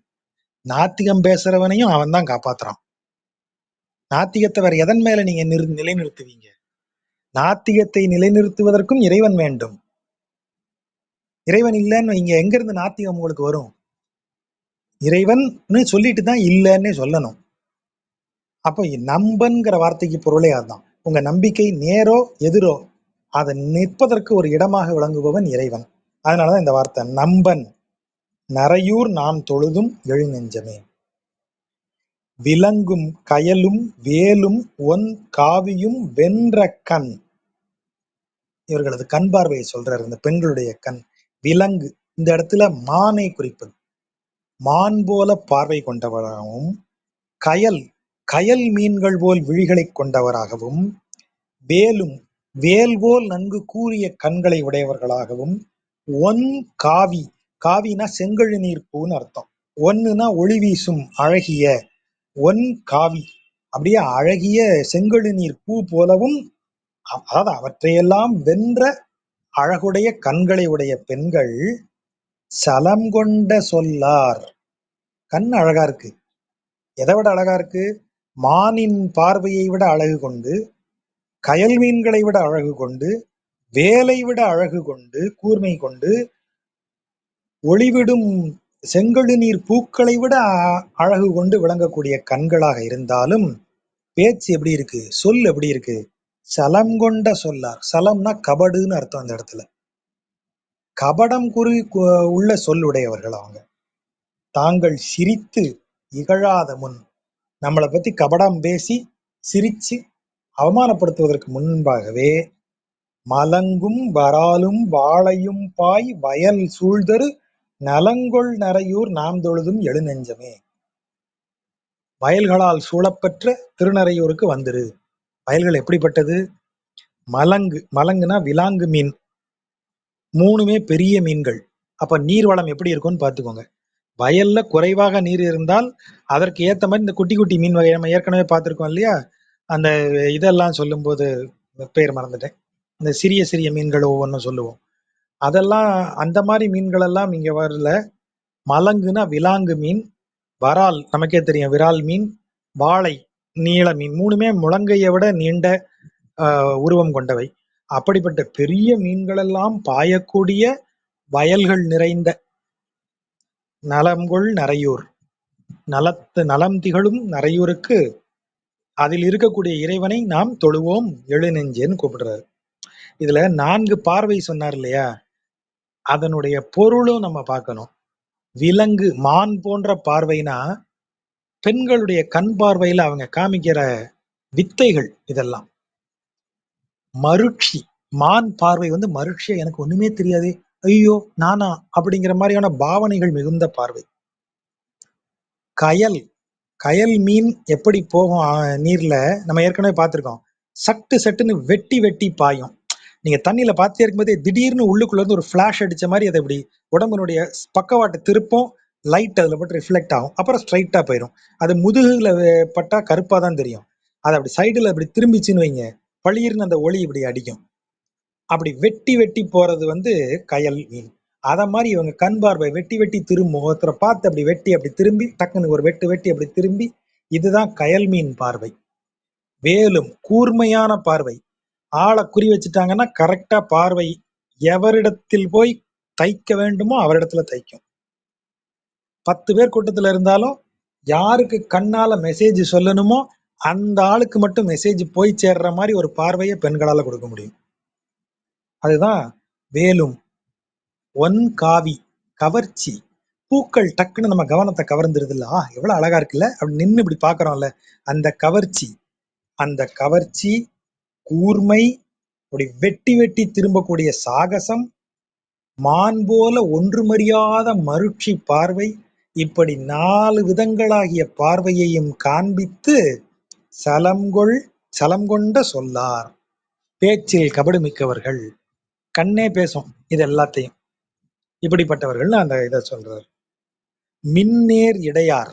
மின்னலுக்கு நேர்னா ஒத்த அப்படின்னு அர்த்தம், இணையான அப்படின்னு அர்த்தம். மின்னலுக்கு இணையான இடையை உடையவர்கள். ஏன்னா மின்னல் தெரியும், கொடி போல் இருக்கும். மின்னல் கொடின்னே சொல்றது. பெருசாக கீழே இருந்து உருவாக்கி நடுவுல மெலிஞ்சி பிறகு விரிஞ்சு இருக்கிறது தான் மின்னலோட செட்டப். இந்த ஆங்கில எழுத்து கே அதை எடுத்துக்கிட்டீங்கன்னா கிட்டத்தட்ட மின்னல் கே மாதிரி இருக்கும், நடுவுல குறுகி மேலும் கீழும் விரிந்து இருக்கக்கூடியது. அதான் மின்னேர் இடையார். மின்னலை இடுப்புக்கு உதாரணமா சொல்றதுக்கு அந்த காலத்தாலதான் சொல்றது. வேட்கையை மாற்றி இருந்து, இப்பதான் அந்த வார்த்தை, இப்பதான் நம்ம பேசுனது இந்த இடத்துல வருது. வேட்கையை மாற்றி இருந்து என் நீர் இருமி எம்பால் வந்தது. வேட்கையை மாற்றி இருந்து, அந்த வார்த்தையை எப்படி கேட்கிறாரு பாருங்க. மின்னல் போன்ற இடையுடைய பெண்கள் அவர்களது வேட்கையை மாற்றி இருந்து, அவர்களுடைய வேட்கை வேற இடத்துக்கு மாறிடுச்சு. நம்மள என்ன கேக்குறாங்க, என் நீர் என்ன அப்படின்னு, எதற்காக நீர் இருமி எம்பால் வந்தது. இப்படி இருமிக்கிட்டு எதுக்கியா எங்கிட்ட வர, என் நோக்கம் வேற ஆள்கிட்ட போயிருச்சு. வேட்கையை மாற்றி இருந்து, நாங்க வேட்கையை மாத்தியாச்சு. நேத்து வரைக்கும் உங்ககிட்ட இருந்தோம், இன்னைக்கு நீ ஆள் சரியில்லை, கிழவனாகி போயிட்ட, உன்னால என்னைய முழுமையா அனுபவிக்க முடியாது, ஆகவே அனுபவிக்க முடியும் ஒருவரிடம் நாங்க போறோம். இல்ல அவனும் கிழவனாவானே ஆகட்டும், அவனுக்கு அடுத்து இன்னொருத்தன் வருவான், அவன்கிட்ட போவோம். நாங்க எங்களுக்கு மாறாத இளமைதான், நாங்க நிலைத்திருப்பவர்கள் தான். நீங்க தான் இப்படி ஆகருங்க. இந்த மலர் என்றும் பூத்திருக்கும் மலர், அருந்தும் வண்டு வயதாகி சாகும். அடுத்த தலைமுறை வண்டு வந்து அதில் தேனருந்தும். ஆனா இது நிதமும் பூக்கக்கூடிய என்றும் வாடாத மலர் இந்த புலனினுடையது. அதில் இருக்கும் இன்பம் நிலைத்ததல்ல. ஏன்னா அதை அனுபவிக்கக்கூடியவன் நிலைத்திருப்பவன் அல்ல. ஆகவேதான் இந்த வார்த்தை திரும்ப திரும்ப சொல்லப்படுவது. வேட்கையை மாற்றியிருந்து எதற்காகங்கிறது தான் என், என்ன காரணம் பற்றி அப்படிங்கிறது தான் என் அப்படின்னு குறுகலா வருது. என்ன காரணத்தால் நீர் இருமி எம்பால் வந்தது என்று இகழாத முன். இப்ப எதுக்கிய வந்து என்னைய செய்ய போற நீ? 4 படி ஏறினாலே உனக்கு இருமுது, மூச்சு வாங்குது, சளியா இருக்கு, நீங்க வந்து என்ன செய்ய போற என்கிட்ட அப்படின்னு அவ இகழ்ச்சியா பேசுவா உன்னை. அதற்கு முன்பே தொன்னீர் இலங்கை மலங்க, மலங்க அப்படின்னா இந்த இடத்துல வந்து திகைத்து நிற்கும்படியாக, எதுவும் செய்ய முடியாம அப்படியே ஹெல்ப்லெஸ்ஸா நிக்கிறது. அதான் மலங்க. மலங்க மலங்க முழித்தான்னு எழுதுறோம் இல்லையா? அப்படின்னா என்ன அர்த்தம்? என்ன செய்யணும் ஐடியா இல்ல, ஷாக்ல இருக்கான் அப்படியே. அதான் மலங்க, ஹெல்ப்லெஸ், இன் ஷாக். அப்படி ஒரு ஷாக்ல ஹெல்ப்லெஸ்ஸா நிக்கிறது தான் மலங்க. தொன்னீர் இலங்கை, தொன்னீர்னா கடல், பழமையான நீர் உலகத்துல கடல் தான். கடலால் சூழப்பட்ட இலங்கையே ஒரு கையறு நிலையில் நிற்கும்படியாக விலங்கு கொண்டு எரிவூட்டினான். அதான் விலங்கு எரிவூட்டினான்னு வருது. விலங்கு என்பது குரங்குங்க. குரங்கை வச்சு அதற்கு எரியூட்டினான், அதை எரிய வைத்தான். இலங்கைக்கு இப்படி ஒரு டேமேஜ் நிகழும்னு எவனுமே எதிர்பார்க்கல. கண்ணு கெட்டின தூரம் ஒரு எதிரியும் இல்லையே, எல்லா எதிரிகளையும் தான் இவன் ஜெயிச்சுட்டானே. சரி, அடக்கும் வல்லமை கொண்டவன் யாரு? பரமேஸ்வரன். பரமேஸ்வரனை இவனுக்கு வரம் கொடுத்து அனுப்பிட்டானே. இப்ப இவ யார் தான் எதிரி இருக்கா இலங்கைக்கு? அப்ப எவன் வருவான்? அப்படி நினைச்ச நேரத்துல ஒரு குரங்கு வந்து ஊரையே ஒன்று இல்லாம ஆக்கிட்டு சோலைகளை அழித்து தளபதிகளை கொன்று ராவணனது மகனையும் கொன்று ஊரை பூரா தீய வச்சுட்டு போயிருச்சு. செய்தவன் யாரு? அனுமன். செய்ய வைத்தவன் யாரு? ராமன். மலங் தொன்னீர் இலங்கை மலங்க விலங்கு எரி ஊட்டினான், விலங்கால் எரி ஊட்டினான். நல்நீர் நரையூர் நாம் தொழுதும் எழுநெஞ்சமே. அந்த தெய்வம் நல்ல நீர்வளம் மிக்க நரையூரில் இருக்கிறான். ஆகவே நெஞ்சே எழு, அவரை நாம் சென்று தொழுவோம். வில் ஏர் நுதலார்.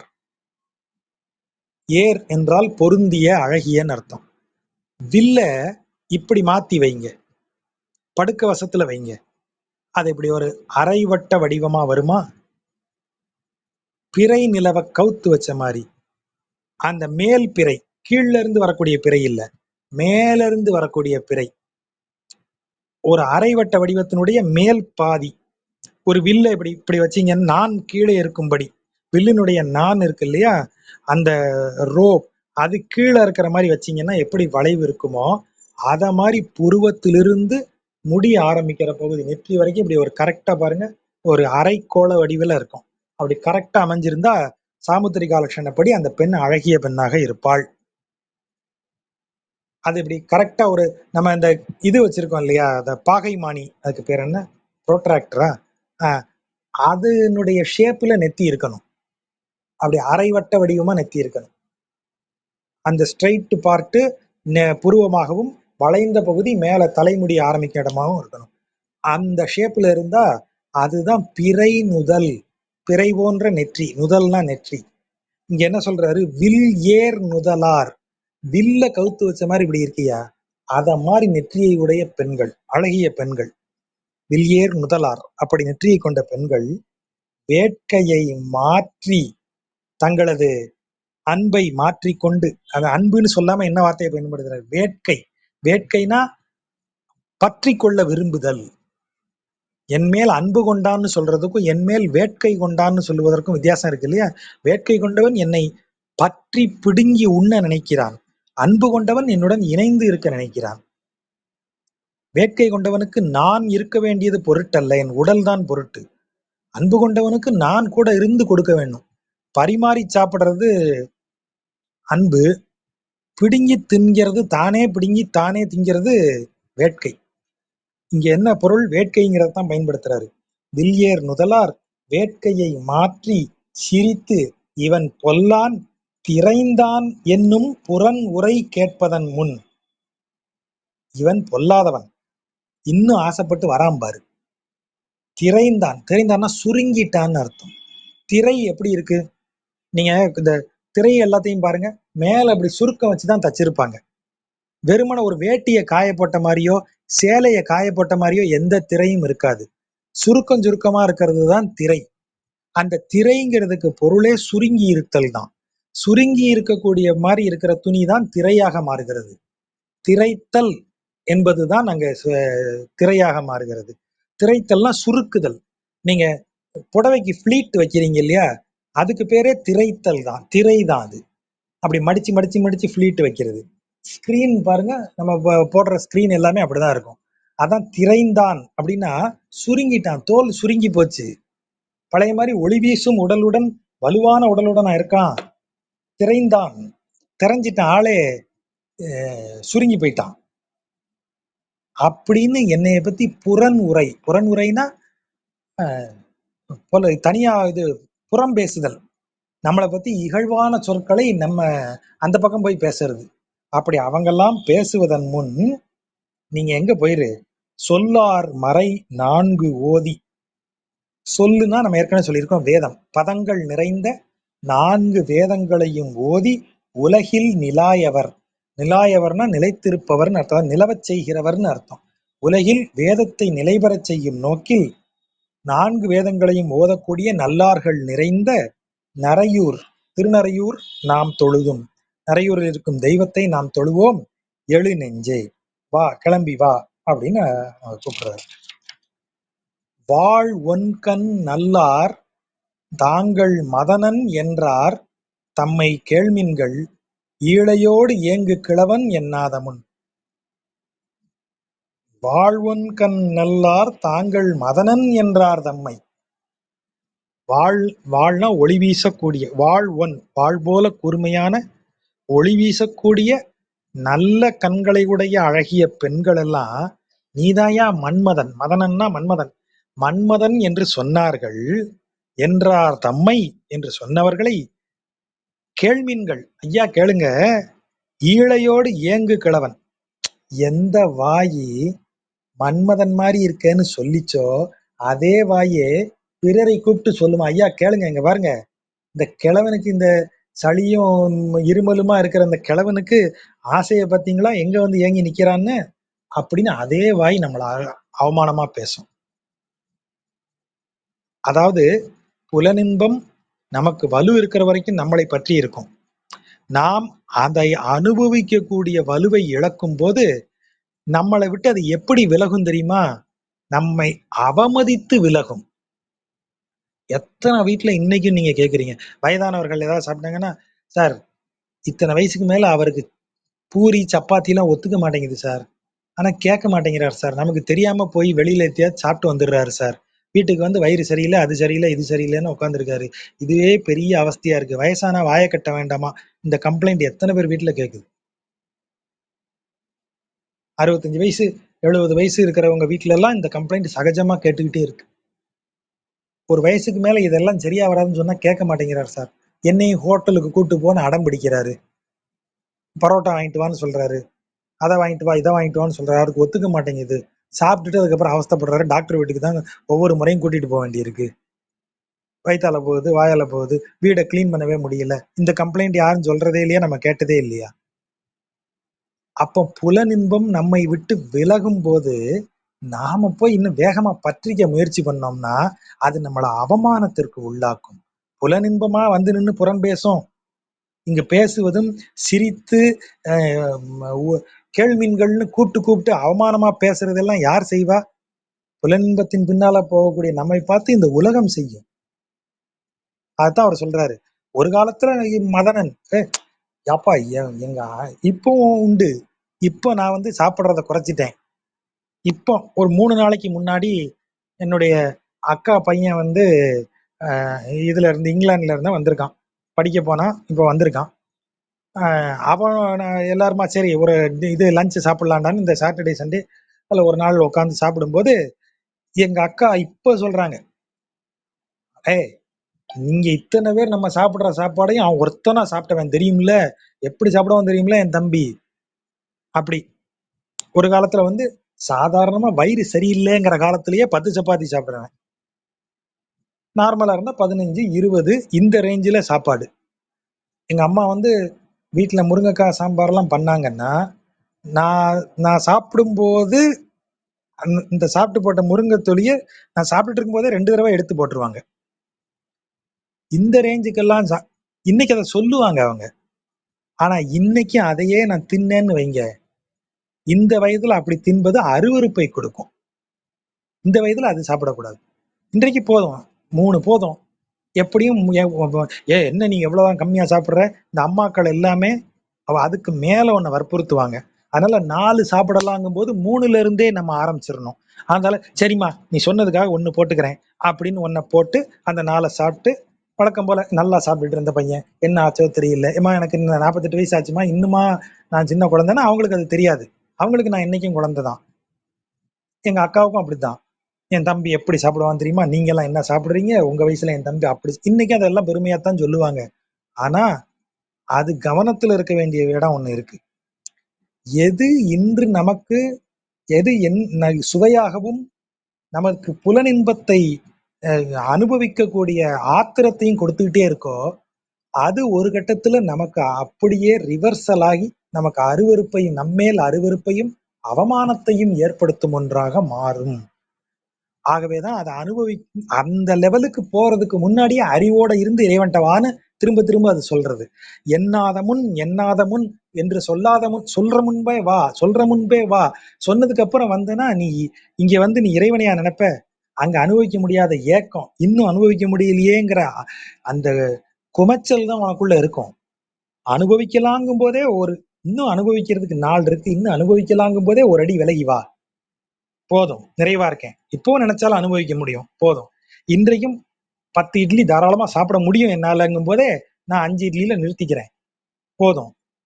அப்படி வரும்போதுதான் நீ இறைவன்கிட்ட வர முடியும். அந்த வலுவோட தான் இறைவன்கிட்ட வரணும். அங்க இருந்து தூக்கி போட்டு கருவேப்பிலையே ஒரு தடவை நீங்க ரசத்துல போடலாம், தாளிக்கலாம். ரசத்துல தாளிச்ச கருவேப்பிலை எல்லாரும் சாப்பிட மாட்டாங்க, இலையில எடுத்து ஓரமா போடுவாங்க. அதையே திரும்ப எடுத்து இன்னொரு தடவை ரசத்துல போட்டா மணக்குமா? சப்பி போட்ட கருவேப்பிலை மாதிரி ஆனதுக்கு அப்புறம் நீ இறைவன்கிட்ட வருவியா? அதனாலதான் இந்த வார்த்தையை அவருங்க சொல்றாங்க ஆழ்வார்கள். எண்ணாத முன், அவமானப்படுறதுக்கு முன்னாடியே, அங்க அசிங்கப்படுறதுக்கு முன்னாடியே, அந்த புலன்கள் உன்னை இன்னும் வரவேற்கும் மனநிலையில் இருக்கும் போதே இறைவன்ட்ட வா. அதுதான் பெருமை, அதுதான் சரி. வாழ்வன் கண் நல்லார் தாங்கள் மதனன் என்றார் தம்மை. நம்ம பார்த்து சொல்றாரு, நம்மள சொல்றாங்க. கேள்மின்கள் ஈழையோடு இயங்கு கிழவன் எண்ணாதவன். அப்படி சொன்ன அவர்களே உங்களை பார்த்து கிழவன், இழுத்துட்டு கிடக்கிற கிழவனுக்கு ஆசையை பாருன்னு அவமானப்படுத்துறதுக்கு முன்னாடி எங்க வந்துரு. வேள்வும் விழவும் வீதியில் என்றும் அறாத ஊர். எங்க வந்து சேரு. வேள்வி, வேதங்களால் செய்யப்படுகிற வேள்வியும், விழவு திருக்கோயிலில் இருக்கக்கூடிய விழாவும் அந்த ஊர் நரையூரின் வீதிகளில் நாள்தோறும் நிகழ்கிறது. என்றும் அறாத, என்றைக்குமே நிறுத்தாத, எப்போதும் விழாவும் வேள்வியும் தொடர்ந்து நடைபெற்று கொண்டே இருக்கக்கூடிய ஊராகிய நரையூர். நாளும் அறாத ஊர். ஒரு நாளும் வேள்வி அங்க நில்லாது, ஒரு நாளும் அங்கு விழவு இல்லாமல் இருக்காது, விழா இல்லாமல் இருக்காது. அந்த ஊர் வீதிகள் எல்லாம் வேள்வி புகைகளாலும் விழா கொண்டாட்டத்தாலும் நிரம்பி இருக்கிறது. அப்படிப்பட்ட ஊரில் இருக்கும் தெய்வத்தை நாம் தொழுதும் எழு நெஞ்சமே, அங்கவா, அங்கதான் மகிழ்ச்சி. கனி சேர்ந்து இலங்கு நல் வாயர். இந்த இடத்துல கனி என்பது கோவை கனியை குறிக்கிறது. கோவை கனியை போன்று அந்த நிறத்தை ஒத்த இதழை உடைய, வாயை உடைய அழகிய பெண்கள் காதன்மை, காதன்மைனா காதல்,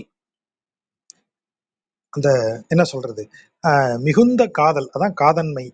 அவர்களது காதலை விட்டிட, அது அப்படின்னு என்ன அர்த்தம், அவங்க காதலை விட்டுட்டாங்க. கனி சேர்ந்து இலங்கு நல்வாயவர் அவர்கள் கொண்டிருந்த காதன்மை விட்டிட, அப்படி பொருள் எடுக்கணும். அவங்க வச்சிருந்த அந்த பெண்கள் கொவ்வைக்கனி போல் சிவந்த இதழுடைய அழகிய பெண்கள், அவங்க அப்படியே தான் இருக்காங்க. அப்படி இளமை மாறாமல் இருக்கும் அந்த பெண்கள் அவர்களது அன்பை விட்டுட்டாங்க. நீ என்ன பண்ணிட்டு இருக்க? குனி சேர்ந்து உடலம் கோலில் தளர்ந்து. குனினா இங்க கூன், குனி சேர்ந்து நல்லா குனிஞ்சு போய் கூன் விழுந்து, உடலம் உடம்பே கோலில் தளர்ந்து, உடம்பு தளர்ந்து போச்சு, நிமிர்ந்து நிக்க முடியல, கூன் விழுந்துருச்சு. கோலில் உடலம் தளர்ந்து, கோலை பற்றிட்டு தான் அவன் உடலே நிக்குது, தளர்ந்து போய் நிக்குது. இளையாத முன் அந்தையும் போய் அவங்கள்ட்ட போய் இளைந்து கொண்டு நிற்பது, கெஞ்சி கொண்டு நிற்பது, அவர்கள் முன்பு போய் ஏங்கி நிற்பது. அவங்க கனி சேர்ந்து இலங்கு நல் வாயவராக இருக்கிறாங்க. அவங்க அழகோட தான் இருக்காங்க. ஆனா உண்மையில் கொண்ட காதலை விட்டுட்டாங்க. ஏன்னா அடுத்த ஆள் இளமையானவன் இன்னொருத்தன் வந்துட்டான்.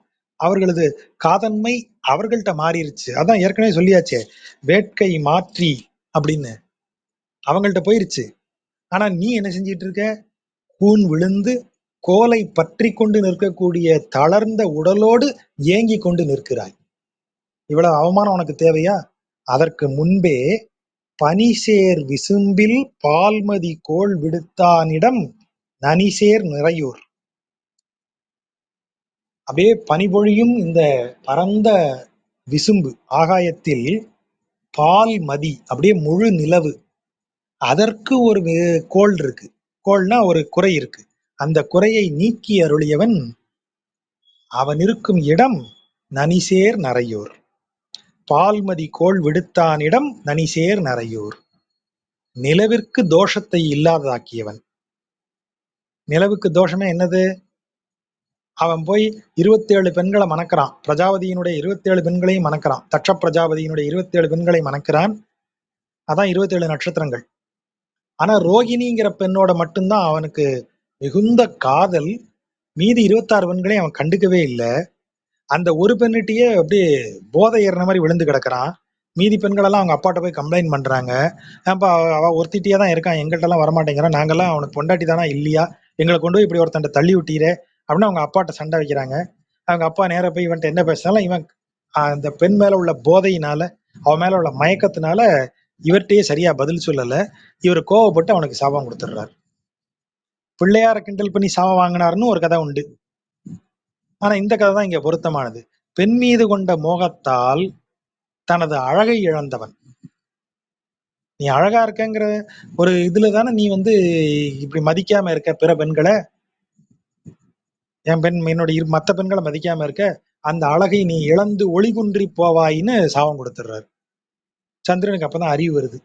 இப்ப இறைவன்ட்ட வந்து நாராயணன்ட்ட வேண்ட, நாராயணன் சொல்றாரு, பரவாயில்ல, உனக்கு அது கூடயே இருக்கட்டும், 27 பெண்களையும் சமமா வச்சுக்கோ, ரோகிணி உன் அருகிலேயே இருப்பா, ஆனால் ஒளி குன்றினாலும் மீண்டும் ஒளி பெறுவாய், நீ எப்போதும் முழு நிலவாகவும் இருப்பாய், தேயவும் செய்வ, ஆனா முழு நிலவா வளரவும் செய்வ, உனக்கு சாபம் நிரந்தரமானதாக இருக்காதுன்னு அவனுக்கு ஒரு சாபத்துல ஒரு சின்ன சேஞ்ச் பண்ணி கொடுத்துடுறாரு. அதனாலதான் இந்த வார்த்தை வருது.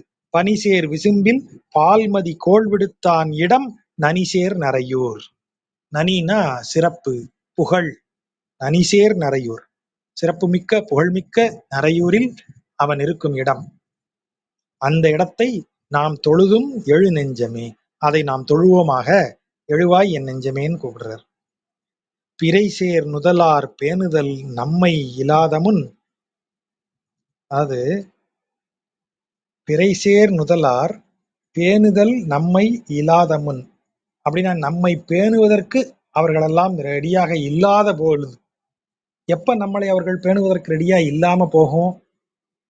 எப்ப அவர்கள் நம்மை பேண மாட்டேன் என்று சொல்வார்கள்? நாம் கிழத்தனம் எய்தும் போது. அவர்களை அனுபவிக்கும் வலிமை நம்மிடத்தில் இல்லாமல் போகும்போது, இன்பங்களை அனுபவிக்கும் வலிமை நம்மிடத்தில் இல்லாமல் போகும்போது, பிறைசேர் முதலார் நம்மை பேணுதல் இல்லாத, நம்மை பேணாம போவாங்க. அப்படி போவதற்கு முன் நரைசேர் பொழில் சூழ். நரைசேர், நரைசேர்னா நரைனா நறுமணம்னு ஒரு பொருள் இருக்கு, புகழ்னு ஒரு பொருள் இருக்கு. புகழ் சேர் பொழில் சூழ், நரைசேர் வளம் மிக்க பொழில்கள் சூழ்ந்த நரையூர் தொழு நெஞ்சமே, நரையூரில் இருக்கும் இறைவனை தொழுவாயாக நெஞ்சமேன்னு சொன்ன என்ற கரையார் நெடுவேல் மங்கையர்கோன். இரத்தக்கரை மாறாத எதிரிகளோடு போரிட்டு இரத்தக்கரை மாறாத நெடுவேல் கொண்ட மங்கை நாட்டின் மன்னவன் கலிகன்றி சொல். கலிகன்றியினுடைய இந்த பாடலை மறவாது உரைப்பவர், மனப்பாடமா பாடி இறைவனை வணங்குபவர்கள் வானவர்க்கு இன்னரசு ஆவரே, நித்திய சூரியாக வானத்தில் அமர்ந்து அரசாட்சி செய்வார்கள் அப்படின்னு முடிக்கிறார். கொஞ்சம் அதிக நேரம் எடுத்துட்டு நினைக்கிறேன். பொறுமையா கேட்ட நண்பர்களுக்கு நன்றி.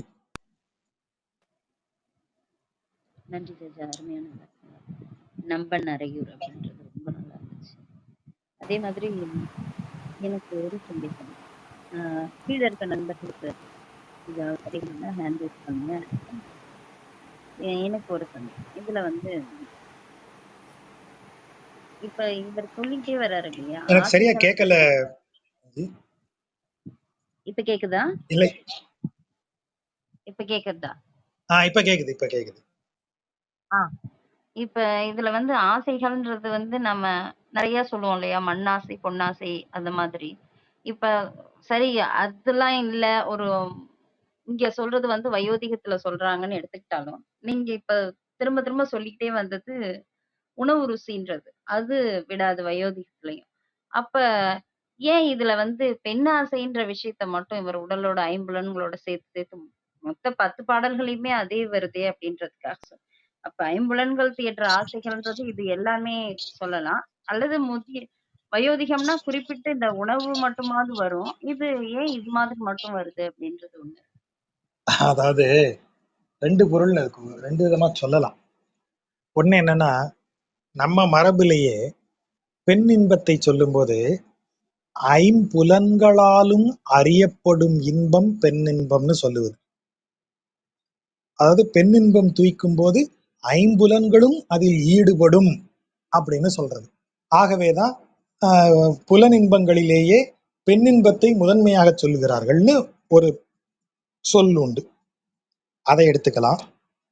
இன்னொன்று, இந்த பெண் என்று சொல்வது வந்து ஒரு ஒரு குறியீடு தான்.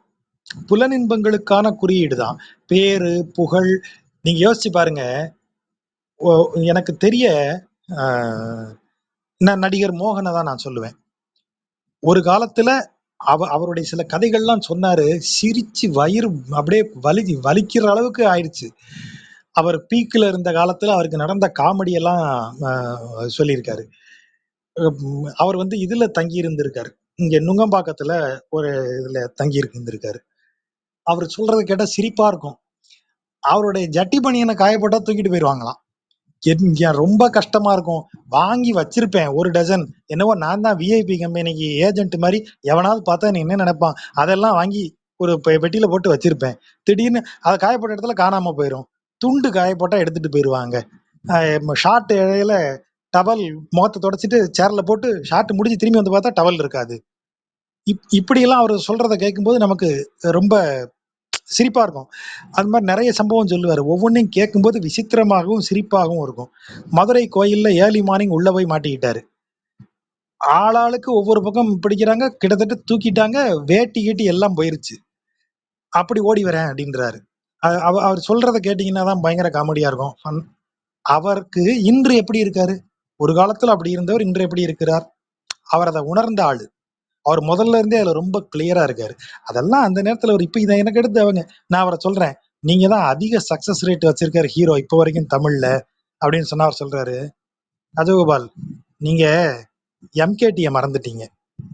அவர் தாங்க சக்சஸ் ரேட்டே ரொம்ப அதிகம் வச்சிருந்த ஆளு. அவருக்கெல்லாம் நான் பக்கத்திலேயே வர முடியாது அவர் சொல்றாரு. அப்ப அதுதான் கவனமா இருக்கிற இடம்னு நான் திரும்ப திரும்ப சொல்லுவேன். அப்ப புகழ் என்பதும் பெயர் என்பதும் ஒரு காலத்துல அவர்கிட்ட இருந்தது. அப்புறம் அது கமலுக்கு வருதா, அப்புறம் அது ரஜினிக்கு வருதா, அப்புறம் அது விஜய்க்கு வருதா, அஜித்துக்கு வருதா, அதுக்கு அடுத்து விஜய் சேதுபதிக்கு வருதா, அடுத்து வேற யாருக்காவது ஒருத்தருக்கு வரும்.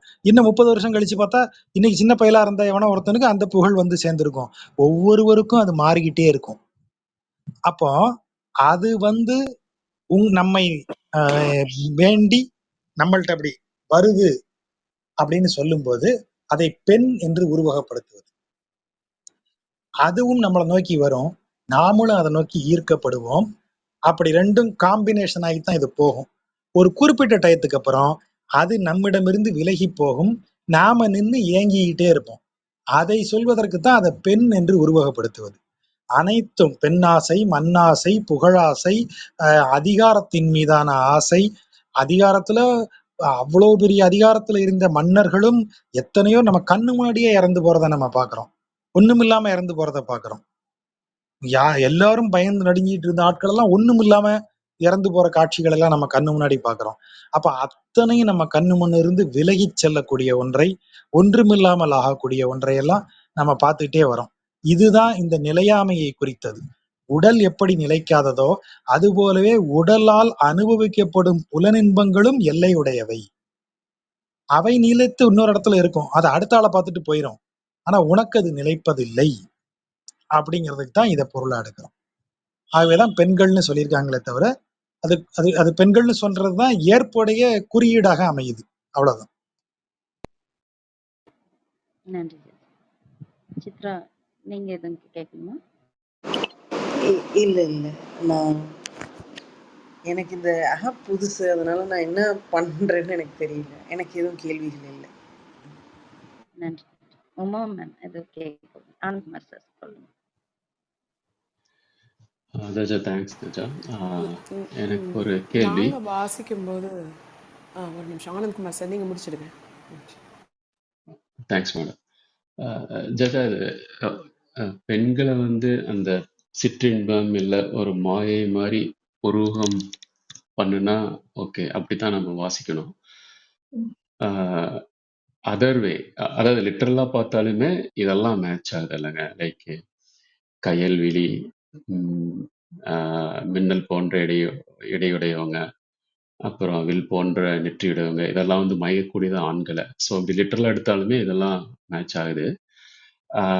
அதர்வே, அதாவது இது பெண்கள் வந்து ஆண்களை கவர்ற மாதிரி வருது, ஆண்கள் இந்த மாதிரி சிற்றின்பத்துல போகக்கூடாத மாதிரி இதெல்லாம் வருது. அதர்வேயா பார்க்கல ஆண்கள் எப்படி பெண்களை கவருவாங்க அப்படிங்கிற மாதிரி யாராவது பாடல் எழுதியிருக்காங்களா இந்த இது? இல்ல அப்படி இல்லையா? எனக்கு இந்த சந்தேகம் வந்துச்சு ஜட்ஜா. இப்ப காரைக்கால் அம்மையார் பாடல்கள்ல இது மாதிரி ஏதாவது வந்திருக்கா அப்படின்ற மாதிரி ஒண்ணு இருக்கு. பெண்பா புலவர்களோ யாராவது ஒருத்தவங்க அது சைவமோ வைணவமோ இப்படி எழுதுனது இது வரைக்கும் இருக்கா? ஏன்னா எப்பயுமே இந்த பெண்களை குறியீடா வச்சு எழுதுறதே இருந்துட்டு இருந்திருக்கேன் அந்த காலகட்டம் 7ஆம் 8ஆம் நூற்றாண்டுல. இப்ப இது மாதிரி இருக்கா அப்படின்ற ஒரு சந்தேகம் இருந்துச்சு. அது கரெக்டா?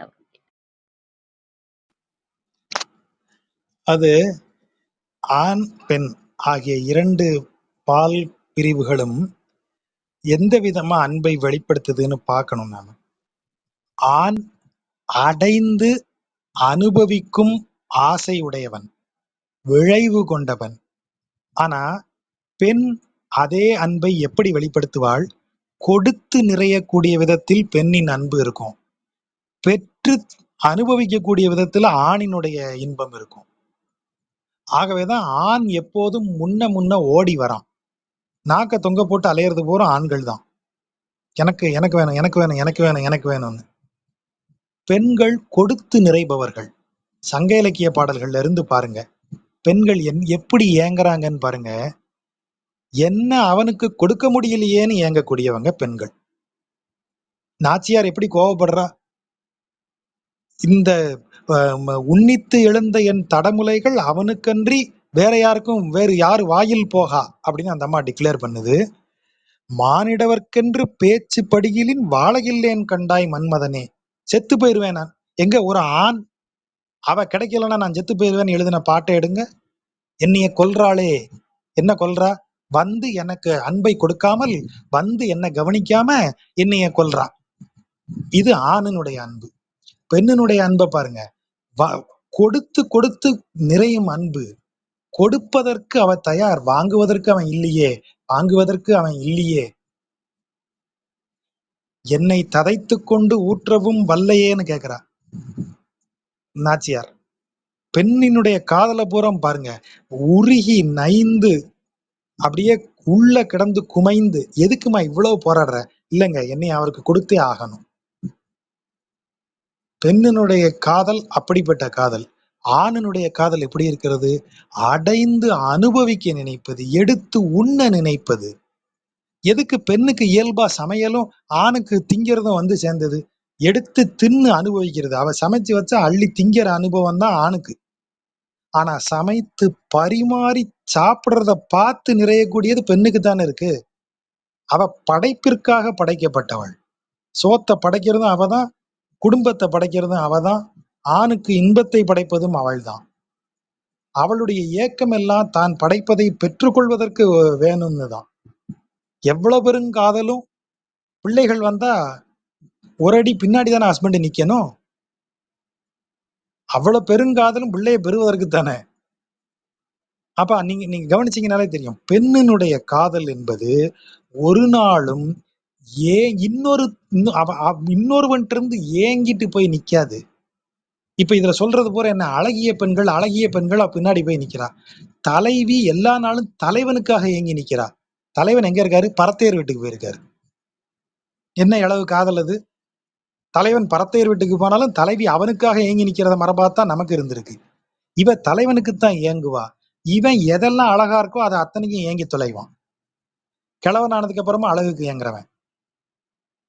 ஆனா தலைவி என்னைக்காவது யோசிச்சு பாருங்க, கிழவி ஆனதுக்கு அப்புறமும் அழகிய இளைஞர்களை பார்த்து காமுறும் ஒரு நிலை நமக்கு உண்டா பெண்கள்கிட்ட? இல்ல. இவ்வளவுதான் இதுல இருக்கிறது. குறிப்பிட்ட வயது தாண்டின உடனேயே இளைஞர்களை எல்லாம் தனது பிள்ளைகளாக பார்க்கக்கூடிய, தனது அன்பிற்குரிய பிள்ளைகளா பார்க்கக்கூடிய ஒரு பார்வை தன்னியல்பா பெண்கள்கிட்ட வந்துருது. ஆண்களுக்கு அப்படி வர்றது கொஞ்சம் ரேஷியோ கம்மின்னு தான் சொல்லணும். அப்படி வரக்கூடிய ரேஷியோ கம்மி. எத்தனை வயதிலும் ஆண் தன்னை ஆணாவே வச்சுக்க முயற்சி பண்றான். பெண் ஒரு வயதுக்கு ஏத்த மாதிரி அவ கொடுக்கும் இடம், காதலியாக காதலை கொடுக்கக்கூடியவள், மனைவியாக அன்பை கொடுக்கக்கூடியவள், தாயாக பிள்ளைகளுக்கு எல்லாத்தையும் கொடுக்கக்கூடியவள். இப்படி வெவ்வேறு ஸ்டேஜில் அவ கொடுத்து கொடுத்து நிறையக்கூடியவ தான் பெண். அவளுக்கு இந்த ஏக்கம் வரவே வராது. ஆண் அடைந்து அடைந்து அனுபவித்து அனுபவித்து அதுல நிறைவை பார்க்க முடியாம மேலும் மேலும் மேலும் மேலும் விளைவுல கிடக்கிறவன். அதனாலதான் சொல்லப்படுகிற அறிவுரைகள்ல 99.99% ஆண்களை நோக்கி சொல்லப்பட்டது. ஆகவேதான் பெண்கள் இப்படி உருவகப்படுத்தப்படுகிறார்கள். பெண்கள் ஏங்கி நிற்கிறவங்களா இருந்திருந்தா ரிவர்ஸ், நீங்க கேட்ட வயசு வருஷா வந்திருக்கும். ஆண்களை பற்றி இப்படி பாடல்கள் வந்திருக்கும். ஆனா ஏங்கி கிடக்கிறது பூரா ஆண்கள் தான். ஆகவேதான் பெண்கள் இந்த இடத்துக்கு வந்து வைக்கிறோம். அது பெண்களை கேவலப்படுத்துறதுனால இல்ல. நிஜமாவே இப்படி பெண்களை எழுத வேண்டிய சூழலுக்கு வெட்கி நிற்க வேண்டியது ஆண்கள் தான். நன்றி, நன்றி. உமா மேம் எது கேட்கணும்? இல்லை, ரொம்ப நல்லா இருந்தது ஜாஜா. விளக்கங்கள்லாம் ரொம்ப இதாக இருந்தது. அதோடு இல்லாமல் இது எல்லாமே ஐம்புலங்களும் சேர்ந்ததுன்ற ஒரு உருவகத்தோட சொன்னது வந்து ரொம்ப அந்த உருவகத்தை எடுத்து பார்க்கணுன்னு. ஏன்னா முதல் தடவை நான் படித்த போது இது என்னடா எல்லாமே இதே போட்டிருக்கு, பெரியாழ்வார் போட்டிருக்கிறதுன்னு அது வேறு மாதிரி இருந்தது. இது மாதிரி ஃபுல்லாகவே பெண்களை பற்றி அவர் எழுதலை. இது அத்தனை 10 பாடலும் அதை பற்றி தான் இருந்தது. ஆனால் அந்த உருவகம் வந்து நீங்கள் வந்து ஐம்புலங்களோட உருவகம் வச்சு சொன்னது ரொம்ப நல்லா இருந்தது. இப்போ கடைசியாக சொன்ன விளக்கமும் ரொம்ப சிறப்பாக இருந்தது. நன்றி ஜாஜா.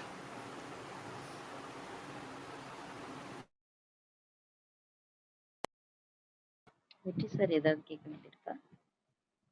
கீழே வேற யாராவது? ஷர்மிளா. நன்றி ஜாஜா. ஏற்கனவே இதே போல இவரே திருமங்கை ஆழ்வாரே 10 பாசுரங்கள் பாடியிருக்கிறாரு. திருவதரி பாடினது 1ஆம் திருமொழியில 3ஆம் 10. முற்றம் மூத்து கோள் துணையா முன்னடி நோக்கி வரைந்து இற்ற கால் போல் தள்ளி மெல்ல இருந்து அங்கு இளையாமன் பெற்ற தாய் போல் வந்த பேச்சு பெருமலை உண்டு உயிரை வற்ற வாங்கி உண்டவாயான் வதறி வணங்குதுமே.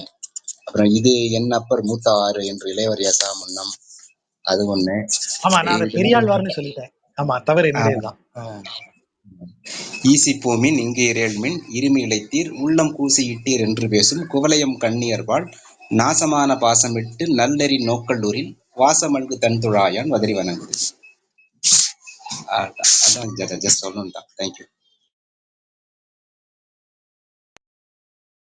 ஆமா, நான் அதை ஏதோ ஞாபகத்துல பெரியாழ்வார் இதுல போயிட்டேன். நல்லது, தவற சரியா சொல்லிட்டீங்க. நன்றி, நன்றி.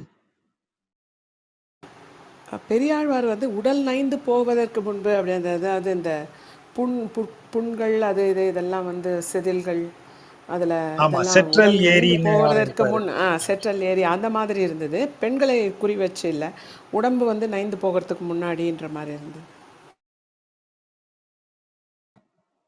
வணக்கம் ஷர்மிளா. வணக்கம் விஜி. ஷர்மிளா கேக்குது, சொல்லுங்க. வணக்கம். இல்ல இப்போ இதுலயுமே ஆக்சுவலா போன பாட்டு அதுக்கு முன்னாடி பாட்டுலாம் வச்சு பார்த்தா நம்ம கிட்டத்தட்ட பெரியாழ்வாரோட படிநிலை வர மாதிரி இருக்கு ஜாஜா. அது சரியா என்னோட இது? அதாவது போன இதுல வந்து துறப்பேன் அல்லேன் அப்படின்ற மாரி ஆரம்பிச்சு, துறந்தேன் அப்படின்னு வந்து இதுல வந்து கிட்டத்தட்ட ஒரு சிற்றின்பம், பேரின்பம் எல்லாத்தையும் கடந்து வரேன். இது நம்மளோட பெரியாழ்வாரோட அந்த ஆ அந்த மலை ஏறி மூச்சிரைத்திருந்தேன் அப்படின்னு ஒரு அது மீனிங் மட்டும் தான் எனக்கு அந்த பாட்டு ஞாபகம் இல்ல. அந்த மாதிரி ஒரு படிமத்துல இவரும் எடுத்துட்டு வராரா? ஆமா. பெரியாழ்வார் வந்து "அக்கரை ஏறி இளைத்திருந்தேனைன்னு" பாடக்கூடிய பாடல் வரிசை மாதிரி, இவர்ட்டயும் ஒரு வரிசைய பார்க்கலாம். இவர் வந்து பெரியாழ்வாருக்கு பிறகு வந்தவர். ஆகவே இவருக்கு நிச்சயமா பெரியாழ்வாருடைய பாடல்கள வாசிச்சிருப்பாருன்னு நமக்கு நெறைய இடங்கள் தெரியுது. அந்த சாயல் அ இருந்துட்டே இருக்கு. ஆகவே டெஃபினட்டா இவரு கிட்டத்தட்ட பெரியாழ்வார் மாரியே இவரும் இவருடைய பாடல்கள்லயும் ஒரு ஒரு ஒரு கிராஜுவலா ஒரு விஷயம் வர்றத பார்க்க முடியும். சரிதான். அப்படி பார்க்கலாம்.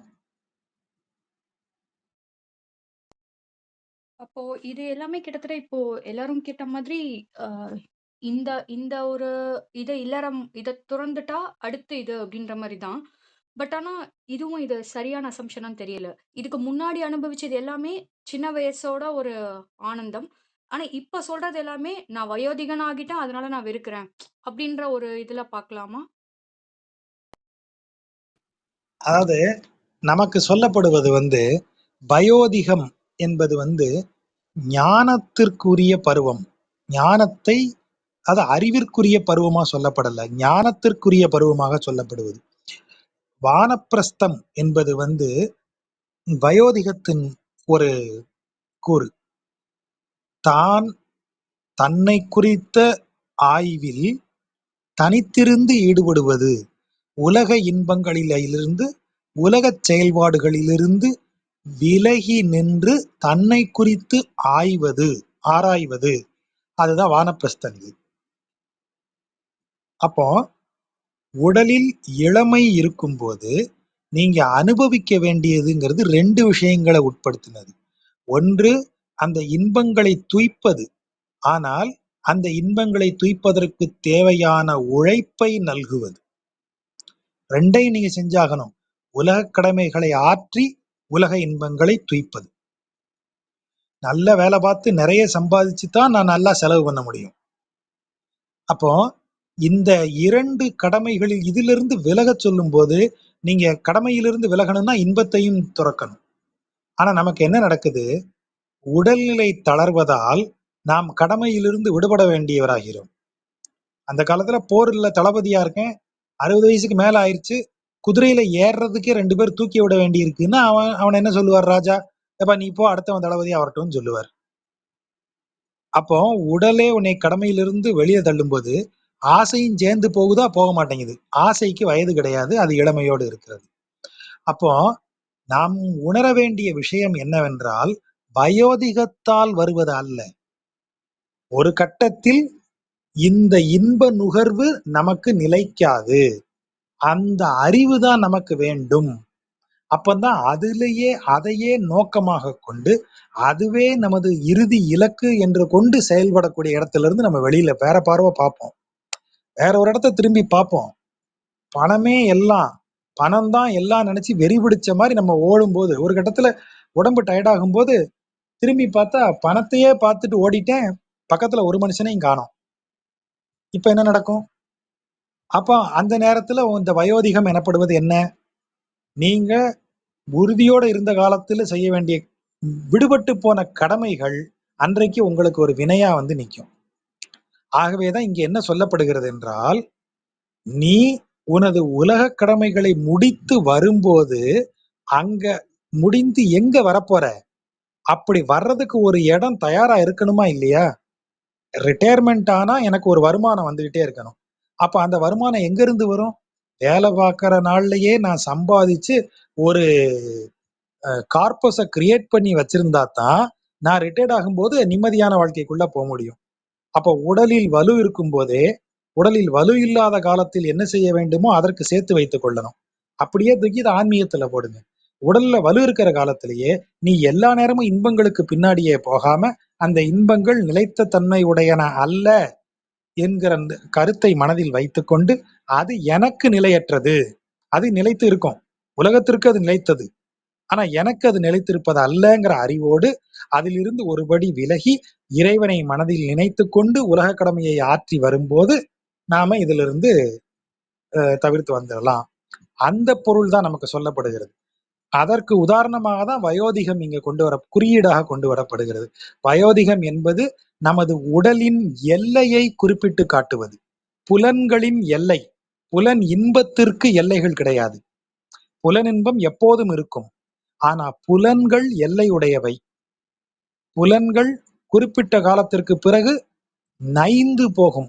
காது கேட்காது, கண்ணுக்கு பார்வை சரியா தெரியாது, வாய் சரியாக ருசியை உணராது, தோல் சுருங்கும், மூக்கு சரியா மூச்சு விட முடியாது, மனம் வராது. அப்போ ஆனா இந்த ஐம்புலன்களால் நாம எதவற்றையெல்லாம் அனுபவித்தோமோ அதெல்லாம் அப்படியே தான் இருக்கும். உணவு அப்படியே தான் இருக்க போகுது. பிரியாணி அப்படியே தான் இருக்கும். வயதான காலத்துல பிரியாணியை திங்க முடியாது, பல்லு இல்ல, மூச்சே சரியா மூக்க இழுத்து மூச்சு விட முடியல, பிரியாணி செரிக்க மாட்டேங்குது உடம்புல. இந்த கம்ப்ளைண்ட் எல்லாம் வந்து சேரும். புலன்கள் எல்லையுடையவை.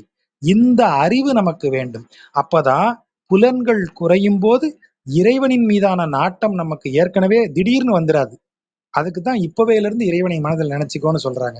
அப்படி நினைக்கும் போது புலன்களால் ஏற்படுகிற அந்த ஏக்கம் மாறும். இறைவனை நாம எப்போதும் நினைச்சுப்போம். அதுதான் அங்க சொல்லப்படுவதாக வருகிறது. வயோதிகம் அதற்கான குறியீடு. வயோதிகம் என்பது ஃபோர்ஸ்டு விஷயம். நீங்களா விட்டு நீங்கி வரதான் ஏற்கனவே போன பாட்டுல பார்த்தோம். மறத்தல் துரத்தல்னு 2 விஷயம் பார்த்தோம். துறப்பது என்பது என்ன? நீங்களா போதுன்னு வச்சு கான்சியஸா விலகி வர்றது. கான்சியஸா விலகி வந்த ஒண்ணு உங்களை ஏங்கச் செய்யாது. ஆனா வயோதிகம் ஃபோர்ஸ்டா உங்களை வெளியே தள்ளுறது. நீங்க கேட்டை பிடிச்சிட்டு உள்ள எட்டி பார்த்துக்கிட்டே இருப்பீங்க ஏக்கத்தினால. அந்த ஏக்கம் ஏன் வரணும்? நானே வேண்டான்னு கிளம்பி போயிட்டேன்னு வைங்க, என்னை வாசல் வரைக்கும் வந்து வழி அனுப்புவாங்க. நீங்க எப்ப வேணாலும் வாங்க, நாங்க உங்களை காத்திருக்கோன்னு ஒரு வார்த்தையை சொல்லுவாங்க. அப்படி அனுப்பப்படுகிற மாதிரி கிளம்பி வந்துரு, அதான் மரியாதைன்னு சொல்லுவது. அவ்வளவுதான். வயோதிகம் ஒரு குறியீடு. ஓகே ஜாஜா, இப்ப புரியுது. நன்றி. வேறு எதுவும் கேள்விகள் இல்லைன்னா இங்க நிறைவு செஞ்சுக்கலாம். வேற யாருக்கும் ஏதாவது சந்தேகங்கள் இருக்கா? நன்றி ஜாஜா. நன்றி ஜாஜா. நண்பர்களுக்கு நன்றி. அடுத்து வியாழக்கிழமை நம்ம சந்திக்கலாம். நன்றி. தேங்க்ஸ்.